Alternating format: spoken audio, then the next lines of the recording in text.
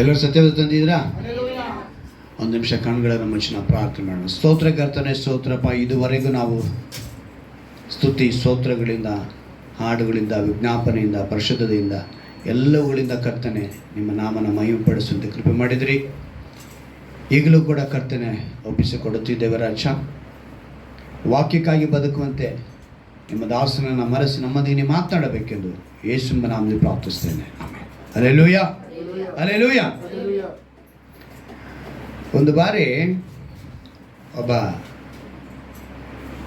ವಿದ್ಯಾರ್ಥಿ, ಅಂದರೆ ತಿಳ್ಕೊಳ್ಳಿ, ಸ್ಟೂಡೆಂಟ್ ಅಂತ ಅಂದ್ಕೊಳ್ಳೋಣ. ಈಗ ವಿದ್ಯಾರ್ಥಿಗೆ ಏನಾದ್ರು ತೊಂದರೆ ಇತ್ತು ಅಂದರೆ ಟೀಚರ್ ಏನು ಮಾಡ್ತಾರೆ, ಅವ್ರ ಪೇರೆಂಟ್ಸ್ನ ಕರೆಸ್ತಾರೆ. ಹಾಗೆ ಒಬ್ಬ ಸ್ಟೂಡೆಂಟು ಸ್ವಲ್ಪ ತೊಂದರೆ ಆಗಿದೆ, ಅವ್ರ ಕೈಲಿ ಹೇಳಿ ಕಳಿಸ್ತಾರಪ್ಪ, ನಿಮ್ಮ ತಂದೆನ ಕರ್ಕೊಂಬ. ಸರ್, ಅವ್ರ ತಂದೆನ ಕರ್ಕೊಂಬಂದರು. ಕರ್ಕೊಂಬಂದಿದ ತಕ್ಷಣ ಸಾಮಾನ್ಯವಾಗಿ ಇದೆಲ್ಲ ಕುಟುಂಬದಲ್ಲಿ ನಡೆಯುವಂಥ ವಿಷಯ ಅಲ್ವಾ. ಸರಿ, ತಂದೆ ಭಾರಿ ಗಾಬರಿಯಿಂದ ಅಲ್ಲಿಗೆ ಹೋದರು. ಅವ್ರು ಕರೆದು, ನೋಡಿ ನಿಮ್ಮ ಮಗನ ಹತ್ರ ಸ್ವಲ್ಪ ತೊಂದರೆ ಇದೆ, ನಾವು ಸರಿಪಡಿಸೋದಕ್ಕೆ ಪ್ರಯತ್ನ ಪಟ್ವಿ, ಆದರೆ ಅದು ಸಾಧ್ಯವಾಗ್ತಾ ಇಲ್ಲ. ಸ್ವಲ್ಪ ನೀವು ಮನೇಲಿ ಟ್ರೈನಿಂಗ್ ಕೊಡಬೇಕು. ಏನು ಅಂತ ಹೇಳಿದ್ರೆ, ನಾವು ಅವರಿಗೆ ಕೆಲವು ಇಂಗ್ಲೀಷ್ ಪದಗಳನ್ನ ಹೇಳ್ಕೊಡ್ತೀವಿ, ಆದರೆ ಅವನು ಸರಿಯಾಗಿ ಅದನ್ನು ಉಚ್ಚಾರಣೆ ಮಾಡೋಕ್ಕೆ ಆಗ್ತಾಯಿಲ್ಲ. ಏನು ಪ್ರಾಬ್ಲಮ್ಮು ಅಂತ ಕೇಳುವಾಗ, ಎಲೆಕ್ಟ್ರಾನಿಸಿಟಿ ಅಂತ ನಾವು ಹೇಳಿದ್ವಿ, ಆದರೆ ಅವನು ಎಲೆಕ್ಟ್ರಾನಿಟಿಟಿ ಅಂತಾನೆ. ಏನಂತ ಹೇಳ್ತಾನಂತೆ? ಎಲೆಕ್ಟ್ರಾನಿಟಿಟಿ. ವೆಲಾಸಿಟಿ ಅಂತ ನಾವು ಹೇಳಿದ್ವಿ, ಅವನು ವೆಲಾಟಿಟಿ ಅಂತ ಹೇಳ್ತಾನೆ. ಅಲ್ಲಿಗೆ ಅವನಿಗೇನು ಪ್ರಾಬ್ಲಮ್ ಅಂತ ಹೇಳಿದ್ರೆ, ಸಿ ಬರ್ತಾ ಇಲ್ಲ. ಸೊ ಸಿಟಿ ಅನ್ನೋ ಪದ ಅವನಿಗೆ ಬರ್ತಾ ಇಲ್ಲ. ದಯವಿಟ್ಟು ಸ್ವಲ್ಪ ನೀವು ಅವನಿಗೆ ಟ್ರೈನಿಂಗ್ ಮಾಡಿದ್ರೆ ಚೆನ್ನಾಗಿರುತ್ತೆ ಅಂತ. ತಕ್ಷಣ ಅವ್ರ ತಂದೆ ಹೇಳಿದ್ರಂತೆ, ನಾನು ಏನೋ ತುಂಬ ಗಾಬರಿ ಪಟ್ಟು ಬಂದೆ, ಏನ್ರಿ ನೀವು ಹೇಳುವಂಥ ಮಾತು, ನನ್ನ ಮಗನ ಕೆಪಾಸಿಟಿ ನಿಮಗೆ ಗೊತ್ತಿಲ್ವಾ ಅಂದಂತೆ. ನನ್ನ ಮಗನ ನೀವು ಇಷ್ಟು ಜನರ ಮಧ್ಯದಲ್ಲಿ ಪಬ್ಲಿಸಿಟಿ ಯಾಕೆ ಮಾಡ್ತಿದ್ದೀರಾ ಅಂದಂತೆ. ಟೀಚರ್ಗೆ ಅರ್ಥ ಆಗೋದು, ಓಹೋ, ಈಗ ನಮಗೆ ಪೂರ್ತಿ ಮ್ಯಾಟ್ರು ಅರ್ಥ ಆಗೋಯ್ತು. ಸೊ ಮಗನಿಗೆ ಸಿಟಿ ಬಂದಿಲ್ಲ ಅಂದರೆ ಇಲ್ಲಿ ಅಪ್ಪನಿಗೇನಿದೆ ಸಿಟಿ.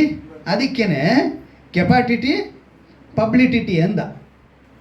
ಅಂದರೆ ನಾನು ನಿಮ್ಮ ಹತ್ರ ಹೇಳೋದೇನು ಗೊತ್ತಾ, ತಂದೆ ತಾಯಿಗಳು ನಿಮ್ಮ ಮಕ್ಕಳಿಗೆ ಏನು ಹೇಳ್ಕೊಡ್ತಾ ಇದ್ದೀರಾ? ನಾನು ತುಂಬ ಸಲ ಹೇಳಿದ್ದೀನಿ, 2 ವೀಲರ್ ಓಡಿಸ್ಬೇಕಾದ್ರೆ ಏನು ಹಾಕೋಬೇಕು ಅಂತ ಹೇಳಿದ್ದೀನಿ. ನೀವು ಹೆಲ್ಮೆಟ್ ಹಾಕ್ದಿರೋ ಹೆತ್ತವ್ರು ಓಡಿಸಿದ್ರೆ ಮಕ್ಕಳು ನಾಳೆ ಹೆಲ್ಮೆಟ್ ಹಾಕ್ತಾರಾ? ಈಗ ನಾನು ಗಾಡಿ ಓಡಿಸೋವಾಗ ನಾನು ಯಾವ ರೀತಿ ಓಡಿಸ್ತೀನಿ ಅಂತೇಳಿ ನನ್ನ ಮಗ ನೋಡ್ತಾನೆ. ನಾನು ಇಷ್ಟ ಬಂದಂಗೆ ನುಗ್ಗಿ ಹಾಗೆ ಹೀಗೆ ಹೋದರೆ ಅವನು ನಾಳೆ ಏನು ಮಾಡ್ತಾನೆ. ಸೊ ನಾವು ಗಾಡಿ ಓಡಿಸೋದಿಂದ ಹಿಡಿದು ನಮ್ಮ ಪ್ರತಿಯೊಂದು ಮಾತು, ನಡವಳಿಕೆ ಎಲ್ಲವೂ ಕೂಡ ತುಂಬ ಜನ ಗಾಡಿ ಮೇಲೆ ಹಾಕ್ಕೊಂಡಿರ್ತಾರೆ. ಏನಂತ? ಮೈ ಡ್ಯಾಡ್ ಈಸ್, ಹೇಳು ಜೋರಾಗಿ, ಏನಂತೆ? ಗಾಡಿ ಮೇಲೆ ಮಾತ್ರಕ್ಕೆನ ಇಲ್ಲ ರಿಯಲ್ ಲೈಫಲ್ಲೂ ಇದ್ದಾರಾ ಅನ್ನೋದು ನನ್ನ ಪ್ರಶ್ನೆ. ಇವತ್ತು ತಂದೆ ಅನ್ನೋನೇ ಮೊದಲನೇದಾಗಿ ಮಕ್ಕಳಿಗೆ ಪಾಠ ಕಲಿಸೋನಾಗಿರ್ತಾನೆ. ಸೊ ನಾವು ಏನು ಮಾಡ್ತೀವಿ, ನಾವೇನು ಕಲಿಸ್ಕೊಡ್ತೀವಿ. ಸತ್ಯವೇದದಲ್ಲಿ ತಾಯಿ ಬಗ್ಗೆ ಹೇಳಿದೆ, ತಾಯಿ ಹೇಗೆ ಮಕ್ಕಳು ಅಂತೇಳಿ. ಈಗ ನೀ ತಾಯಿ ಹೆತ್ತವರು ನೀವೇನು ಹೇಳ್ಕೊಡ್ತಿದ್ದೀರಾ ಅದೇ ಮಕ್ಕಳು ಕಲಿಯೋದು. ನಾವು ಕಲಿಸ್ಕೊಟ್ಟಿಲ್ಲ ಅಂತ ಹೇಳಿದ್ರೆ ಅವ್ರು ಅದ್ರಲ್ಲಿ ಬೆಳೆಯೋದಕ್ಕೆ ಸಾಧ್ಯ ಇಲ್ಲ. ಏನಕ್ಕೆ ಹೇಳ್ತೀನಿ ಅಂತ ಹೇಳಿದ್ರೆ, ಸತ್ಯವೇದದಲ್ಲಿ ಇದಕ್ಕೆ ಕೆಲವು ಮಾತುಗಳನ್ನ ದೇವರು ಬರೆಸಿದ್ದಾರೆ. ಒಂದು ಪವರ್ಫುಲ್ ಸ್ಟೇಟ್ಮೆಂಟ್ ಕೊಡ್ತಾರೆ ದೇವರು. ಯೇಸು ಕ್ರಿಸ್ತನು ಎಂಥ ಸ್ಟೇಟ್ಮೆಂಟ್ ಕೊಡ್ತಾರೆ ಅಂದರೆ, ಒಂದು ಪವರ್ಫುಲ್ ಸ್ಟೇಟ್ಮೆಂಟ್ ಕೊಡ್ತಾರೆ. ಯೋಹಾನ ಬರೆದ ಸುವಾರ್ತೆ 5ನೇ ಅಧ್ಯಾಯ 30ನೇ ವಾಕ್ಯ. ಯೋಹಾನ ಬರೆದ ಸುವಾರ್ತೆ 5ನೇ ಅಧ್ಯಾಯ 30ನೇ ವಾಕ್ಯ.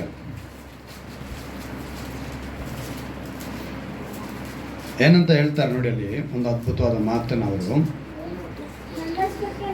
ನನ್ನಷ್ಟಕ್ಕೆ ನಾನೇ ಏನು ಮಾಡಲಾರೆನು. ತಂದೆ ಹೇಳಿದ್ದನ್ನು ಕೇಳಿ ನ್ಯಾಯ ತೀರಿಸುತ್ತೇನೆ ಮತ್ತು ಸ್ವಂತ ಚಿತ್ತ ನೆರವೇರಬೇಕೆಂದು ಅಪೇಕ್ಷಿಸದೆ. ಇಲ್ಲಿ ಚೆನ್ನಾಗಿ ಗಮನಿಸಬೇಕು. ಯೇಸು ಭೂಮಿ ಮೇಲಿದ್ದಾರೆ. ಅವ್ರು ಹೇಳುವಂಥ ಮಾತು, ಅವ್ರು ಹೇಳ್ತಿದ್ದಾರೆ ಅಪೇಕ್ಷಿಸದೆ. ನನ್ನನ್ನು ಕಳಿಸಿದಾತನ ಚಿತ್ತ ನೆರವೇರಬೇಕೆಂದು ಅಪೇಕ್ಷಿಸುವುದರಿಂದ ನಾನು ಮಾಡುವ ತೀರ್ಪು ನ್ಯಾಯವಾಗಿದೆ. ಒಂದು ಪವರ್ಫುಲ್ ಸ್ಟೇಟ್ಮೆಂಟ್ ಕೊಡ್ತಿದ್ದಾರೆ ಯೇಸು ಕ್ರಿಸ್ತನು. ಏನಂತ ಹೇಳ್ತಾರೆ? ನಾನು ತಂದೆ ಹೇಳಿದ್ದನ್ನ ಮಾಡಕ್ಕೆ ಬಂದಿರುವವನು. ನಾನು ಸ್ವಂತ ಚಿತ್ತವನ್ನ ಅಪೇಕ್ಷಿಸದೆ. ಏನಂತ ಹೇಳ್ತಿದ್ದಾರೆ ಅವರು? ಅವ್ರ ಸ್ವಂತ ಚಿತ್ತವನ್ನ ಇಲ್ಲಿ ನೆರವೇರಿಸ್ಬೇಕಂತ ಅಪೇಕ್ಷಿಸಲೇ ಇಲ್ಲ. ಅವರ ಅಪೇಕ್ಷಿಸದಲ್ಲ ಏನು ಅಂತ ಹೇಳಿದ್ರೆ ತಂದೆಯ ಚಿತ್ತವನ್ನ ನೆರವೇರಿಸಬೇಕು. ಅದಕ್ಕೇನೆ ನಾನು ನಿಮ್ಗೆ ಆ ಒಂದು ಸ್ಟೋರಿನ ಹೇಳಿದ್ದು.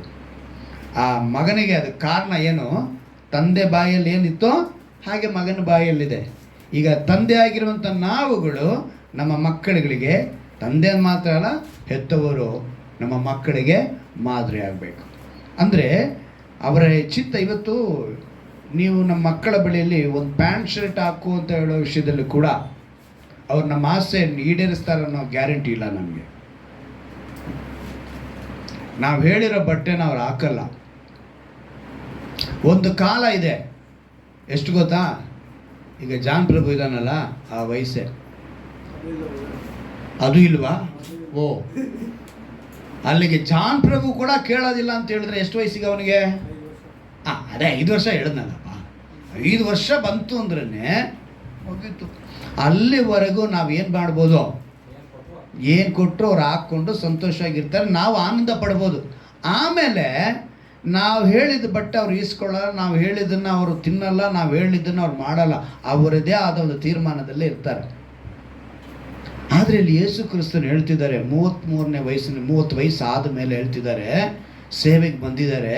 ಅವ್ರು ಹೇಳ್ತಿದ್ದಾರೆ, ನಾನು ತಂದೆಯ ಚಿತ್ತವನ್ನು ನೆರವೇರಿಸುವುದಕ್ಕೆ ಬಂದೆ. ಹಲ್ಲೆಲೂಯಾ. ಯಾವಾಗ ತಂದೆಯ ಚಿತ್ತವನ್ನು ನೆರವೇರಿಸುವುದಕ್ಕೆ ಪ್ರತಿಯೊಂದು ಮಕ್ಕಳು ಸಿದ್ಧರಾಗ್ತಾರೋ, ಹೆತ್ತವರ ಚಿತ್ತವನ್ನು ನೆರವೇರಿಸುವುದಕ್ಕೆ ಮಕ್ಕಳು ಸಿದ್ಧರಾಗ್ತಾರೋ, ಅವರ ಸ್ಥಿತಿ ಬದಲಾಗುತ್ತೆ. ಹಲ್ಲೆಲೂಯಾ. ಇವತ್ತು ಹೆತ್ತವರ ಮಾತು ಮಕ್ಕಳಿಗೆ ಕಹಿಯಾಗೇ ಕಾಣಿಸುತ್ತೆ. ಯೇಸು ಕ್ರಿಸ್ತನು ಹೇಳಿದಂಥ ಕೆಲವು ಮಾತುಗಳು ಅನೇಕರಿಗೆ ಕಹಿಯಾಗಿ ಕಾಣಿಸ್ತು. ನಾನು ತಂದೆ ಚಿತ್ತ, ತಂದೆಯ ಕೆಲಸ, ನಾನು ಧರ್ಮಶಾಸ್ತ್ರವನ್ನು ನೆರವೇರಿಸೋದಕ್ಕೆ ಬಂದೆ ಅಂತ ಹೇಳಿದ್ರು ಕೂಡ ಕೇಳಲಿಲ್ಲ.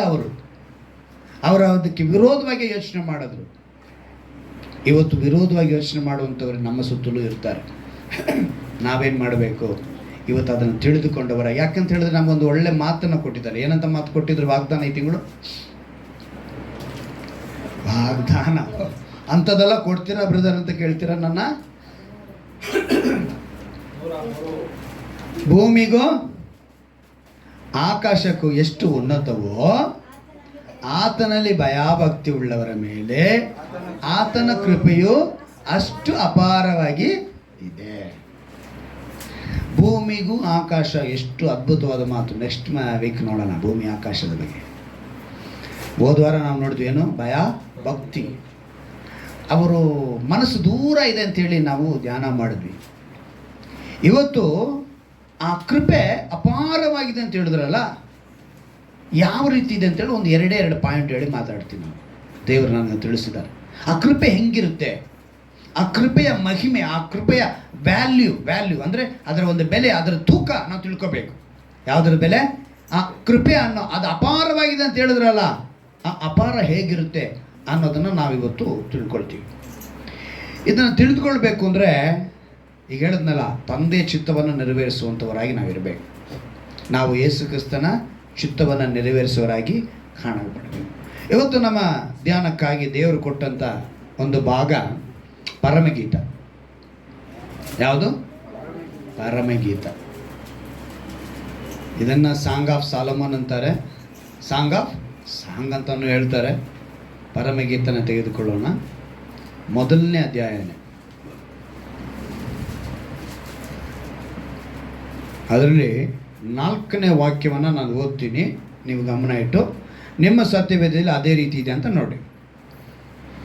ಪರಮಗೀತ 1ನೇ ಅಧ್ಯಾಯ 4ನೇ ವಾಕ್ಯ. ನನ್ನನ್ನು ತುಸ ಎಳೆ, ನಿನ್ನ ಹಿಂದೆ ಓಡಿ ಬರುವೆವು. ರಾಜನು ನನ್ನನ್ನು ಅಂತಃಪುರಕ್ಕೆ ಬರಮಾಡಿದ್ದಾನೆ, ನಿನ್ನಲ್ಲಿ ಹರ್ಷಿಸಿ ಉಲ್ಲಾಸಿಸುವೆವು. ದ್ರಾಕ್ಷಾರಸಕ್ಕಿಂತಲೂ ನಿನ್ನ ಲಾಲನೆಯನ್ನು ಹೆಚ್ಚಾಗಿ ಕೊಂಡಾಡುವೆವು. ನಿನ್ನನ್ನು ಯಥಾರ್ಥವಾಗಿ ಪ್ರೀತಿಸುವರು. ಹಲ್ಲೆಲೂಯಾ. ಈ ವಾಕ್ಯನ ಓದಿದ ತಕ್ಷಣ ಏನೂ ಅರ್ಥ ಆಗಲ್ಲ ಅಲ್ವಾ? ಯಾಕಂತ ಹೇಳಿದ್ರೆ ಪರಮಗೀತವನ್ನು ದೇವರು ಬರೆಸಿದ್ದಾರೆ ಸೊಲೊಮೋನಿಂದ. ಸೊಲೊಮೋನ್ ಯಾವುದಾದ್ರು ಬರೆದಿದ್ದಾರೆ? ಆಮೇಲೆ ಪ್ರಸಂಗಿ ಅಲ್ವಾ? ಆ್ಯಕ್ಚುಲಾಗಿ ನೀವು ಅವರ ಕುರಿತು ಧ್ಯಾನ ಮಾಡಿದ್ರೆ ಸುಮಾರು 10,000ಕ್ಕೂ ಮೇಲ್ಪಟ್ಟು ತುಂಬ ವಿಷಯಗಳನ್ನ ಬರೆಸಿದ್ದಾರೆ. ಸಸ್ಯಶಾಸ್ತ್ರ ಯಾವುದು? ಸಸ್ಯಶಾಸ್ತ್ರ ಅಂದರೆ ಗಿಡಗಳ ಬಗ್ಗೆ, ಪ್ರಕೃತಿಯ ಬಗ್ಗೆ ಬರೆಸಿದ್ದಾರೆ. ಆಮೇಲೆ ವಿಜ್ಞಾನಿಗಳು ತಿಳ್ಕೊಳ್ಬೇಕಾಗಿರುವಂಥ ವಿಷಯಗಳನ್ನ, ನಮ್ಮ ಎಲ್ಲ ಸೋಲಾರ್ ಸಿಸ್ಟಮ್ ಬಗ್ಗೆ ಬರೆದಿದ್ದಾರೆ. ಒಂದು ದೊಡ್ಡ ಜ್ಞಾನಿ ಯಾರು? ಸೊಲೊಮೋನ್. ಆತನು ಬರೆದಿರುವಂಥ ವಿಷಯಗಳನ್ನ ನಾವು ಓದೋದಕ್ಕೆ ಸತ್ಯವೇದದಲ್ಲಿ ಸ್ಥಳ ಸಾಲದು, ಒಂದಷ್ಟಿಗೆ ಮಾತ್ರ ಅವರು ಬರೆಸಿದ್ದಾರೆ. ನಾವು ತಿಳ್ಕೊಬೇಕಾಗಿರೋದು ಈ ಸಾಂಗ್ ಆಫ್ ಸೊಲೊಮೋನ್ ಅಂದರೆ ಸಾಂಗ್ ಆಫ್ ಸಾಂಗ್ ಅಂತಾರೆ. ಈ ಪರಮಗೀತವನ್ನು ಯಾರೂ ಶಾರೀರಿಕವಾಗಿ ಅರ್ಥ ಮಾಡಿಕೊಳ್ಳುವಂತೆ ಓದಬಾರ್ದು. ಯಾವ ರೀತಿ ಓದಬಾರ್ದು? ಶಾರೀರಿಕವಾಗಿ. ಅಂದರೆ ಶಾರೀರಿಕವಾಗಿ ಓದಿದ್ರೆ ಈ ಅಧ್ಯಾಯ ಬೇರೆ ಅರ್ಥವನ್ನು ಕೊಡುತ್ತದೆ. ಇವತ್ತು ಮತೋನ್ವಾದಿಗಳು ಏನು ಮಾಡ್ತಾರೆ ಅಂತ ಹೇಳಿದ್ರೆ, ಈ ಅಧ್ಯಾಯವನ್ನು ಓದಿ ಇದರಲ್ಲಿ ಕೆಲವು ಪದಗಳು ಬಳಕೆ ಆಗಿರೋದನ್ನ ನೋಡಿ ಅವರು ಬೇರೆ ಅರ್ಥದಲ್ಲಿ ಅದನ್ನು ಅರ್ಥೈಸ್ಕೊಳ್ತಾ ಇದ್ದಾರೆ. ಅದನ್ನು ಕೀಳು ಭಾವನೆಯಿಂದನೂ ನೋಡೋರಾಗಿದ್ದಾರೆ. ಅದನ್ನು ನಾವು ತಿಳ್ಕೋಬೇಕಾಗಿರೋದು ಇದನ್ನು ಆತ್ಮಿಕ ರೀತಿಯಲ್ಲಿ ಇದನ್ನು ನಾವು ಓದಬೇಕು. ಇದು ಆತ್ಮಿಕ ರೀತಿಯಲ್ಲಿ ಓದಿದಾಗಲೇ ಇದು ಅರ್ಥ ಆಗೋದು. ಅಂದರೆ ಇಲ್ಲಿ ಗಮನಿಸಬೇಕಾಗಿರೋದು ದೇವರಿಗೂ ಮನುಷ್ಯರಿಗೂ ಇರುವಂಥ ಒಂದು ಸಂಬಂಧವನ್ನು, ಅಥವಾ ಒಂದು ಗಂಡ ಹೆಂಡತಿಗಿರುವಂಥ ಒಂದು ಸಂಬಂಧವನ್ನು, ಒಂದು ಮದಲಿಂಗನಿಗೂ ಮದಲಗಿತ್ತಿಗೂ ಅಂದರೆ ಮದಲಿಂಗನಾದ ದೇವರಿಗೂ ಮದಲಗಿತ್ತಿಯಾದ ಸಭೆಗೂ ಇರುವಂಥ ಸಂಬಂಧವನ್ನು ಇಲ್ಲಿ ಬರೆಸಲ್ಪಟ್ಟಿದೆ. ಇದನ್ನು ಶಾರೀರಿಕವಾಗಿ ಓದದೆ ಇದು ಮದಲಿಂಗನಿಗೂ ಮದಲಗಿತ್ತಿ ಸಭೆಗೂ ಅಂದರೆ ಒಂದು ಗಂಡ ಹೆಂಡತಿಯಲ್ಲಿ ಇರಬೇಕಾಗಿರುವಂಥ ರಿಲೇಷನ್ಶಿಪ್, ಆ ಸಂಬಂಧ ಹೇಗಿರುತ್ತೋ ಹಾಗೆ ಒಬ್ಬ ಮನುಷ್ಯನಿಗೂ ದೇವರಿಗೂ ಆ ಸಂಬಂಧ ಇರಬೇಕು. ಯಾವತ್ತೂ ಒಂದು ಸ್ತ್ರೀ ಆಗಲಿ ಒಂದು ಪುರುಷನಾಗಲಿ ಅವರಿಗೆ ತನ್ನ ಗಂಡನ ಹಂಚ್ಕೊಳ್ಳೋ ಬುದ್ಧಿ ಬರುತ್ತಾ? ಗಂಡನ ಯಾರನ್ನ ಹಂಚ್ಕೊಳ್ತಾರ? ಈ ಕಾಲದಲ್ಲಿ ಬಂದ್ಬಿಟ್ಟಿದ್ದಾರೆ ಅಂತ ಅಂದ್ಕೊಳ್ಳೋಣ, ಬೇಡ ಬಿಟ್ಬಿಡಿ ಅವರು ಕತೆಗಳು. ಗಂಡನ್ನ ಹಂಚ್ಕೊಳ್ತಾರೆ, ಎಲ್ಲರನ್ನೂ ಹಂಚ್ಕೊಳ್ತಾರೆ, ಆಯಿತಾ? ಅಂಥವ್ರ ಸ್ತ್ರೀ ಕತೆ ನಮ್ಗೆ ಬೇಡ. ಸತ್ಯವೇದದ ಪ್ರಕಾರ ಯಾವ ಸ್ತ್ರೀಯೂ ತನ್ನ ಗಂಡನನ್ನು ಹಂಚಿಕೊಳ್ಳಲ್ಲ, ಹಾಗೆ ಯಾವ ಗಂಡು ಕೂಡ ತನ್ನ ಪತ್ನಿಯನ್ನು ಹಂಚಿಕೊಳ್ಳಲ್ಲ. ಹಾಗೆ ದೇವರ ಪ್ರೀತಿ ನಾವು, ಅವ್ರು ಹೇಳ್ತಾರೆ, ನಾನು ಹೇಗೆ ಇಲ್ಲಿ ಬಂದೆ ಅಂತ ಹೇಳಿದ್ರೆ ಎಲ್ಲರ ಮಧ್ಯದಲ್ಲಿ ಸಮಾಧಾನ ಹುಟ್ಟಿಸುವುದಕ್ಕೆ ಬಂದವನಲ್ಲ, ನಾನು ಬೇರ್ಪಡಿಸುವುದಕ್ಕೆ ಬಂದಂತ ಹೇಳ್ತಾರೆ ಮೊದಲನೇದಾಗಿ. ಅಂದರೆ ಮೊದಲನೇ ಪ್ರೀತಿ ಅವರಿಗಿರಬೇಕು ಅನ್ನೋದು ಅವರ ಉದ್ದೇಶ. ಹಲ್ಲೆಲೂಯಾ. ಅವರ ಉದ್ದೇಶಕ್ಕೆ ಅರ್ಥನೇ ಇವತ್ತು ನಿಮಗೆ ತಿಳ್ಕೊಳ್ತೀರಾ. ಭಯಭಕ್ತಿ ಉಳ್ಳವರ ಮೇಲೆ ಆತನ ಕೃಪೆ ಏನಾಗಿರುತ್ತಂತೆ? ಅಪಾರವಾಗಿದೆ. ಆ ಕೃಪೆಯ ಕುರಿತು ಇಲ್ಲಿ 2 ವಿಷಯ ನಾವು ನೋಡ್ತೀವಿ, 2 ಅಧ್ಯಾಯಗಳಿಂದ ನಾವು ನೋಡ್ತೀವಿ. ಅದರಲ್ಲಿ ಮೊದಲನೇದಾಗಿ ನಾನು ಇವತ್ತು ಓದಿದ್ದು ಏನಂತ ಹೇಳ್ತಾರೆ, ಹಿಂದೆ ಓಡಿ ಬರುವೆವು, ರಾಜನು ನನ್ನನ್ನು ಅಂತಃಪುರಕ್ಕೆ ಬರಮಾಡಿದ್ದಾನೆ. ಇಲ್ಲೇ ಇದೆ ಒಂದು ವಿಶೇಷವಾದ ಅಂಶ. ಇಲ್ಲಿ ರಾಜನು ಯಾರು ಅಂತ ಹೇಳಿದ್ರೆ ನೀನು ನಾನು ಆರಾಧಿಸುವ ಯೇಸು ಕ್ರಿಸ್ತನು. ಹಲ್ಲೆಲೂಯಾ. ಎಲ್ಲಿಗೆ ಬರಮಾಡಿದಾರಂತೆ? ಅಂತಃಪುರ. ಇವತ್ತಿನ ಒಂದು ವಿಷಯನೇ ಅದೇ, ಅಂತಃಪುರ. ದೇವರ ಕೃಪೆ ಯಾವ ರೀತಿಯಾಗಿ ಭಯಭಕ್ತಿ ಉಳ್ಳ ಮೇಲೆ ಅಪಾರವಾಗಿದೆ ಅಂತ ಹೇಳಿದ್ರೆ ಆ ಕೃಪೆ ಅಪಾರದ ಒಂದು ರೂಪ ಈ ಅಂತಃಪುರ. ಹಲ್ಲೆಲೂಯಾ. ಯಾವುದು? ಆ ಕೃಪೆಯ ಒಂದು ರೂಪ. ನಾನು ಇದು ಹೇಳ್ತಾ ಇರೋದು ಒಂದು ಮಾತ್ರನೇ, ಸಾವಿರಾರು ಇದೆ. ಆ ಕೃಪೆಯ ಕುರಿತು ನಾವು ಮಾತಾಡಬೇಕು ಅಂದರೆ ವರ್ಷ ಪೂರ್ತಿ ಮಾತನಾಡ್ಬೋದು, 360 ದಿವಸನೂ ಮಾತಾಡ್ಬೋದು. ಅಷ್ಟು ದೊಡ್ಡ ಒಂದು ಸಬ್ಜೆಕ್ಟು ಕೃಪೆ ಅನ್ನೋದು. ಆ ಕೃಪೆಯಲ್ಲಿ ಇವತ್ತು ಒಂದು ಸಾಸಿವೆ ಹೇಳ್ತಾ ಇದ್ದೀನಿ, ಅದು ಅಂತಃಪುರಕ್ಕೆ ಬರ ಮಾಡಿದ್ದಾನೆ ಅಂತೇಳಿ ದೇವರು ಹೇಳ್ತಾರೆ. ಈಗ ಅಂತಃಪುರ ಅಂತ ಹೇಳಿದ ತಕ್ಷಣ ನಾವೆಲ್ಲ ಅರ್ಥ ಮಾಡ್ಕೊಳ್ಬೇಕು, ಎಲ್ಲಿದೆ ಅಂತಃಪುರ, ಎಲ್ಲಿ ಬರುತ್ತೆ ಅಂತಃಪುರ? ಅದು ಆತ್ಮಿಕವಾಗಿ. ಈ ಲೋಕದಲ್ಲಿ ಅಂತಃಪುರ ಅಂದರೆ ಹೇಳಿ, ಅದು ಆತ್ಮಿಕವಾಗಿ. ನಾನು ಹೇಳ್ತಾ ಇರೋದು ಅಂತಃಪುರ. ಲೋಕದಲ್ಲಿ ಅಂತಃಪುರ ಅಂತ ಯಾವುದು ಕರೀತಾರೆ? ಅರಮನೆ ಒಳಗಡೆ ಇರೋದನ್ನ ಅಂತಃಪುರ ಅಂತ ಹೇಳ್ತಾರೆ. ಇದನ್ನ ಯಾರನ್ನ ಅಂತಃಪುರ ಅಂತ ಹೇಳಕ್ಕಾಗುತ್ತಾ? ಒಂದು ಮನೆನಾ?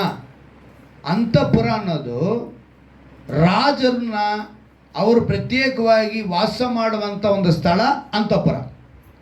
ಅಂತಃಪುರ ಬರಬೇಕು ಅಂತ ಹೇಳಿದ್ರೆ ರಾಜ್ಯ ಇರಬೇಕು, ರಾಜ್ಯದ ಸುತ್ತಲೂ ಕೋಟೆ ಇರಬೇಕು. ಏನಿರಬೇಕು? ಕೋಟೆ. ಯಾರಾದರೂ ಆ ಕಾಲದಲ್ಲಾಗಲಿ ಇವಾಗಲೂ ನಾವು ವಿಷಯ ತಿಳ್ಕೋಬೇಕಾದ್ರೆ, ಒಬ್ಬರು ಯುದ್ಧಕ್ಕೆ ಬಂದರು ಅಥವಾ ಯಾರೋ ಒಬ್ಬ ಬಂದ, ಕೋಟೆ ನುಗ್ಗಿದಾನಂತೆ. ಕೋಟೆ ನುಗ್ಗಿದ್ದಲ್ಲದೆ ರಾಜರ ಅಂತಃಪುರಕ್ಕೆ ಹೋಗಿದ್ದಾನಂತೆ ಅವನು. ಏನಂತ ಹೇಳ್ತಾರೆ? ಕೋಟೆ ನುಗ್ಗಿದ್ದಾನೆ, ರಾಜನ ಅಂತಃಪುರಕ್ಕೆ ನುಗ್ಗಿದ್ದಾನೆ, ರಾಣಿ ಅಂತಃಪುರಕ್ಕೆ ನುಗ್ಗಿದ್ದಾನೆ. ಅವನು ಹೇಗೆ ಸಾಧ್ಯ ಆಯಿತು? ಅರ್ಥ ಏನು? ಈಗ ಕರ್ನಾಟಕ ರಾಜ್ಯದಲ್ಲಿ ಅನೇಕ ಕೋಟೆಗಳಿವೆ. ಎಷ್ಟು ಗೊತ್ತಾ ಯಾರಿಗನ? ತುಂಬ ಕೋಟೆ ಇದೆ. ಅದರಲ್ಲಿ ಒಂದು ಪ್ರಮುಖವಾದದನ್ನ ಒಂದು 4-5 ಹೇಳ್ತೀನಿ. ಚಿತ್ರದುರ್ಗ ಕೋಟೆ.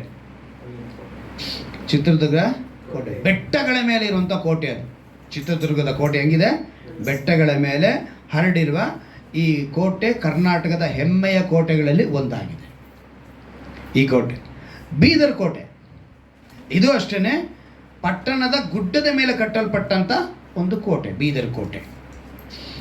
ಆಮೇಲೆ ಬಳ್ಳಾರಿ ಕೋಟೆ ಪಟ್ಟಣದ ಗುಡ್ಡದ ಮೇಲೆ ಅದು ಕೂಡ ಇದೆ.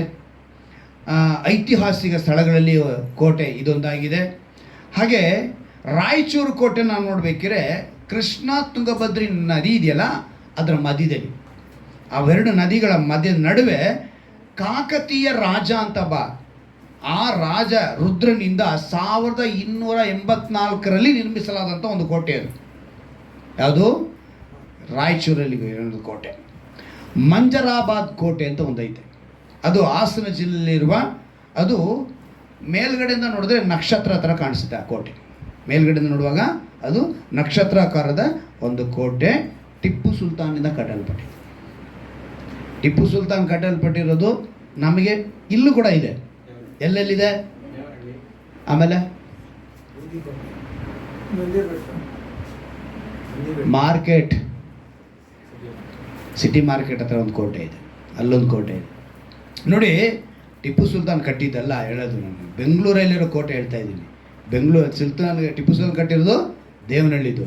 ಮಾರ್ಕೆಟಲ್ಲಿ ಕೂಡ ನಮಗೆ ಕಣ್ಣಿಗೆ ಕಾಣಿಸುತ್ತ ಒಂದು ಕೋಟೆ ಇದೆ. ಅಂದರೆ ನಮಗೆ ಇಲ್ಲೇ ಎಷ್ಟೋ ಕೋಟೆಗಳಿದೆ. ಈ ಕೋಟೆಗಳ ಕುರಿತು ನಾವು ಒಂದು ಚೂರು ನೆನೆಸುವಾಗ ಕೋಟೆಯ ಒಳಗೆ ಬರಬೇಕು ಅಂತಃಪುರ. ಅಂತಃಪುರ ಅನ್ನೋಂಥ ನಾವು ನೋಡುವಾಗ ಆ ಅಂತಃಪುರವನ್ನು ಯಾರು ಅಂದರೆ ಇಮಿಡಿಯೇಟಾಗಿ ಹೋಗ್ಬಿಡೋಕ್ಕೆ ಸಾಧ್ಯ ಇಲ್ಲ. ಈಗ ರಾಜನ ಯಾರೋ ನೋಡೋಕೆ ಬರಬೇಕು ಅಂತ ಹೇಳಿದ್ರೆ ಅವ್ರು ಎಲ್ಲಿಗೆ ಬರಬೇಕು ಅಂತ ಹೇಳಿದ್ರೆ ಹಾಸನ ಅವರ ರಾಜ್ಯದ ದರ್ಬಾರನ ಸ್ಥಳಕ್ಕೆ ಬರಬೇಕು. ಅಲ್ಲಿ ಬಂದು ತಮ್ಮ ಆಲೋಚನೆಗಳನ್ನು, ತಮಗೆ ಬೇಕಾಗಿರೋದನ್ನು, ತಮಗೆ ಏನು ವಿಷಯ ಇದೆಯೋ ಅದನ್ನು ತಿಳಿಸೋಕೆ ಎಲ್ಲಿಗೆ ಬರಬೇಕು? ಅವರು ದರ್ಬಾರಿಗೆ ಬರಬೇಕು. ಆದರೆ ಯಾವಾಗ ರಾಜನ ಅಂತಃಪುರಕ್ಕೆ ಹೊರಟೋಗ್ತಾರೋ ಅಲ್ಲಿಗೆ ಯಾರಿಗೂ ಅನುಮತಿ ಇರಲ್ಲ. ಅನುಮತಿ ಇಲ್ಲದೆ ಹೋದರೆ ಅವರು ಶಿಕ್ಷೆಗೆ ಗುರಿಯಾಗ್ತಾರೆ. ಈಗ ನಾವು ನೋಡ್ತಿರುವಂಥ ಅಂತಃಪುರ ನಮ್ಮ ರಾಜನ ಏನು ಹೇಳ್ತಿದ್ದಾರೆ? ಬರ ಮಾಡಿದ್ದಾನೆ. ಹಲ್ಲೆಲೂಯಾ. ಈ ಭೂಮಿ ಮೇಲೆ ಇರುವ ರಾಜರುಗಳು ಅವರ ಅಂತಃಪುರಕ್ಕೆ ಅನುಮತಿ ಇಲ್ಲದೆ ಯಾರನ್ನ ಬಂದರೆ ಶಿಕ್ಷೆಗೆ ಗುರಿ ಮಾಡ್ತಾರೆ. ಆದರೆ ನಾವು ಆರಾಧಿಸುವ ರಾಜನ ಹೇಳ್ತಿರುವಂಥ ಮಾತು ನಮ್ಮನ್ನು, ಈ ಪಾಪಿಗಳನ್ನು ಅಂತಃಪುರಕ್ಕೆ ಬರ ಮಾಡುತ್ತಾನೆ. ಯಾವಾಗ ಭಯ ಭಕ್ತಿ ಬಂದಾಗ ನಿನಗೆ ಆ ಕೃಪೆನ ಕೊಡ್ತಾರೆ, ನೀನು ಡೈರೆಕ್ಟಾಗಿ ಎಲ್ಲಿ ಬರ್ತೀಯಾ? ಅಂತಃಪುರಕ್ಕೆ ಬರ್ತೀಯ. ಸೊ ಅಂತಃಪುರಕ್ಕೆ ನಾವು ಬರಬೇಕು ಅಂತ ಹೇಳಿದ್ರೆ ನಮಗೇನಿರಬೇಕು? ಭಯ ಭಕ್ತಿ ಇರಬೇಕು. ನೋಡಿ, ಈ ರಾಜನ ಕುರಿತು, ಈಗ ನಮ್ಮ ರಾಜನು ಅಂತ ಹೇಳಿದ್ವಲ್ಲ, ಈ ರಾಜನ ಹುಟ್ಟಿದಾಗ ಒಂದು ಮಾತು ಬರೆಯಲ್ಪಟ್ಟಿದೆ. ಮತ್ತಾಯನ ಬರೋ ಸುವಾರ್ತೆ 2ನೇ ಅಧ್ಯಾಯ 2ನೇ ವಾಕ್ಯ. ಕ್ರಿಸ್ಮಸ್ ಬರ್ತಾ ಇದೆಯಲ್ಲ, ತುಂಬ ಜನ ಈ ಮಾತನ್ನು ತೆಗೆದುಕೊಳ್ತಾರೆ. ಮತ್ತಾಯನ ಬರೋ ಸುವಾರ್ತೆ ಏನಂತೆ? ಯಹೂದ್ಯರ ಅರಸನಾಗಿ ಹುಟ್ಟಿದವನು ಎಲ್ಲಿದ್ದಾನೆ. ಇಲ್ಲಿ ನೋಡಿದ್ರ, ಈಗ ಇಲ್ಲಿ ಗಮನಿಸ್ತೀವಿ ನಾವು, ಇವ್ರು ಹುಟ್ಟಿದ ತಕ್ಷಣ ಏನಂತ ಹೆಸರು ಬಂತು ಇವರಿಗೆ? ಯಹೂದ್ಯರ ಅರಸನು ಎಲ್ಲಿ ಹುಟ್ಟಿದ್ದಾನೆ. ಇವತ್ತು ಆ ಅರಸನನ್ನು ಆರಾಧಿಸುವಂಥ ನಾವುಗಳು ಆತನ ಅಂತಃಪುರಕ್ಕೆ ಪ್ರವೇಶ ಮಾಡಬೇಕು. ನಮ್ಮನ್ನು ಅವ್ರು ಹೇಳ್ತಿದ್ದಾರೆ, ಅಂತಃಪುರಕ್ಕೆ ಬರಮಾಡಿದ್ದಾನೆ. ಅವರು ಹುಟ್ಟಿದಾಗ ಹೇಳಿದ ಮಾತ್ರವಲ್ಲ, ಹುಟ್ಟಿದ ನಂತರವೂ ಅವರಿಗೆ ನೋಡಿ, ಯೋಹಾನ ಬರೋ ಸುವಾರ್ತೆ 19ನೇ ಅಧ್ಯಾಯ 19ನೇ ವಾಕ್ಯ ಓದಿ. ಹುಟ್ಟಿದಾಗ ಅದೇ ಮಾತು, ನೆಕ್ಸ್ಟ್ ಶಿಲುಬೆಗೆ ಹಾಕಿದಾಗ ಅದೇ ಮಾತು. ಯೋಹಾನ ಬರೋ ಸುವಾರ್ತೆ 19ನೇ ಅಧ್ಯಾಯ 19ನೇ ವಾಕ್ಯ. ಇದಲ್ಲದೆ ಯಾರಂತೆ? ಪಿಲಾತನು ಒಂದು ವಿಳಾಸವನ್ನು ಬರೆದು ಆತನ ಶಿಲುಬೆಯ ಮೇಲ್ಗಡೆ ಹಚ್ಚಿಸಿದನು. ಅದೇನೆಂದರೆ, ನಜರೇತಿನ ಯೇಸು ಯಹೂದ್ಯರ ಅರಸನು ಎಂಬುದೇ. ಹಲ್ಲೆಲೂಯಾ. ಎಷ್ಟು ಜನ ಗೊತ್ತು? ಶಿಲುಬೆ ಮೇಲೆ ಒಂದು ಬರೆದಿರ್ತಾರೆ ಇಂಗ್ಲೀಷಲ್ಲಿ,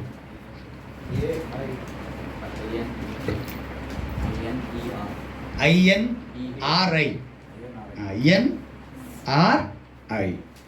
ಅದು ಹೀಬ್ರೂ ಪದದ ಒಂದು ಅಕ್ಷರಗಳು.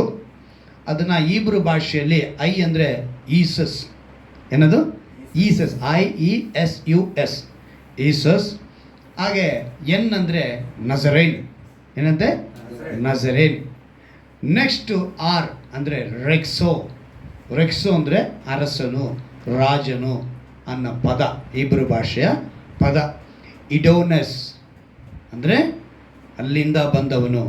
ನಾವು ಕನ್ನಡದಲ್ಲಿ ಅದನ್ನು ಅನುವಾದ ಮಾಡಿದ್ರೆ, ನಜರೇತಿನ ಯೇಸು ಯಹೂದ್ಯರ ಅರಸನು. ಅದನ್ನೇ ಅವರು INRI ಅಂತೆ. ಇದು ಹುಟ್ಟಿದಾಗ, ಯೇಸು ಹುಟ್ಟಿದ ತಕ್ಷಣ ಈ ಮಾತು ಬಂತು. ಶಾಸ್ತ್ರಿಗಳು ಬಂದು ಕೇಳ್ತಾರೆ, ಆವಾಗ ಇದ್ದಂಥ ಅರಸನ ಏನು ಮಾಡ್ದ? ನಾವೇ ಒಂದು ಅರಸನಿದ್ದೀವಿ, ಇಲ್ಲಿ ಯಾರು ಅರಸನು ಹುಟ್ಟಿದಾನೆ ಅಂತ ಹುಡ್ಕೊಂಡು ಬಂದಿದ್ದಲ್ಲ ಈ ಶಾಸ್ತ್ರಿಗಳು, ಇದೆಂಗೆ ನಡೀತು? ಆಗಲೇ 2 ವರ್ಷದ ಮಕ್ಕಳನ್ನೆಲ್ಲ ಏನು ಮಾಡಬೇಕು? ಆಗ ಯೇಸುವನ್ನು ಹೊತ್ತುಕೊಂಡು ಯೋಸೇಫು ಮರಿಯಳು ಎಲ್ಲಿಗೆ ಹೋದ್ರಂತೆ? ಐಗುಪ್ತಕ್ಕೆ ಹೋದರು. ಎಲ್ಲಿ ಹೋದರು? ಫಸ್ಟ್ ಐಗುಪ್ತಕ್ಕೆ ಓಡಿ ಹೋಗೋದು, ಆಮೇಲೆ ಅಲ್ಲಿಂದ ಯೆರೂಸಲೇಮಿಗೆ ಬರೋದು. ಯೆರೂಸಲೇಮಿಗೆ ಬಂದ ಮೇಲೇ ಅಲ್ಲಿ ಹೇಳ್ತಾರೆ ನಜರೇತಿನ ಯೇಸು ಅಂತ ಹೇಳ್ತಾರೆ. ಆ ಊರಿಗೆ ಬರ್ತಾರೆ, ಯೆರೂಸಲೇಮಿರುವಂಥ ನಜರೇತಿಗೆ ಬರ್ತಾರೆ. ಫಸ್ಟ್ ಅವ್ರು ಎಲ್ಲಿ ಕಳಿಸಿದ್ದು? ಐಗುಪ್ತಕ್ಕೆ.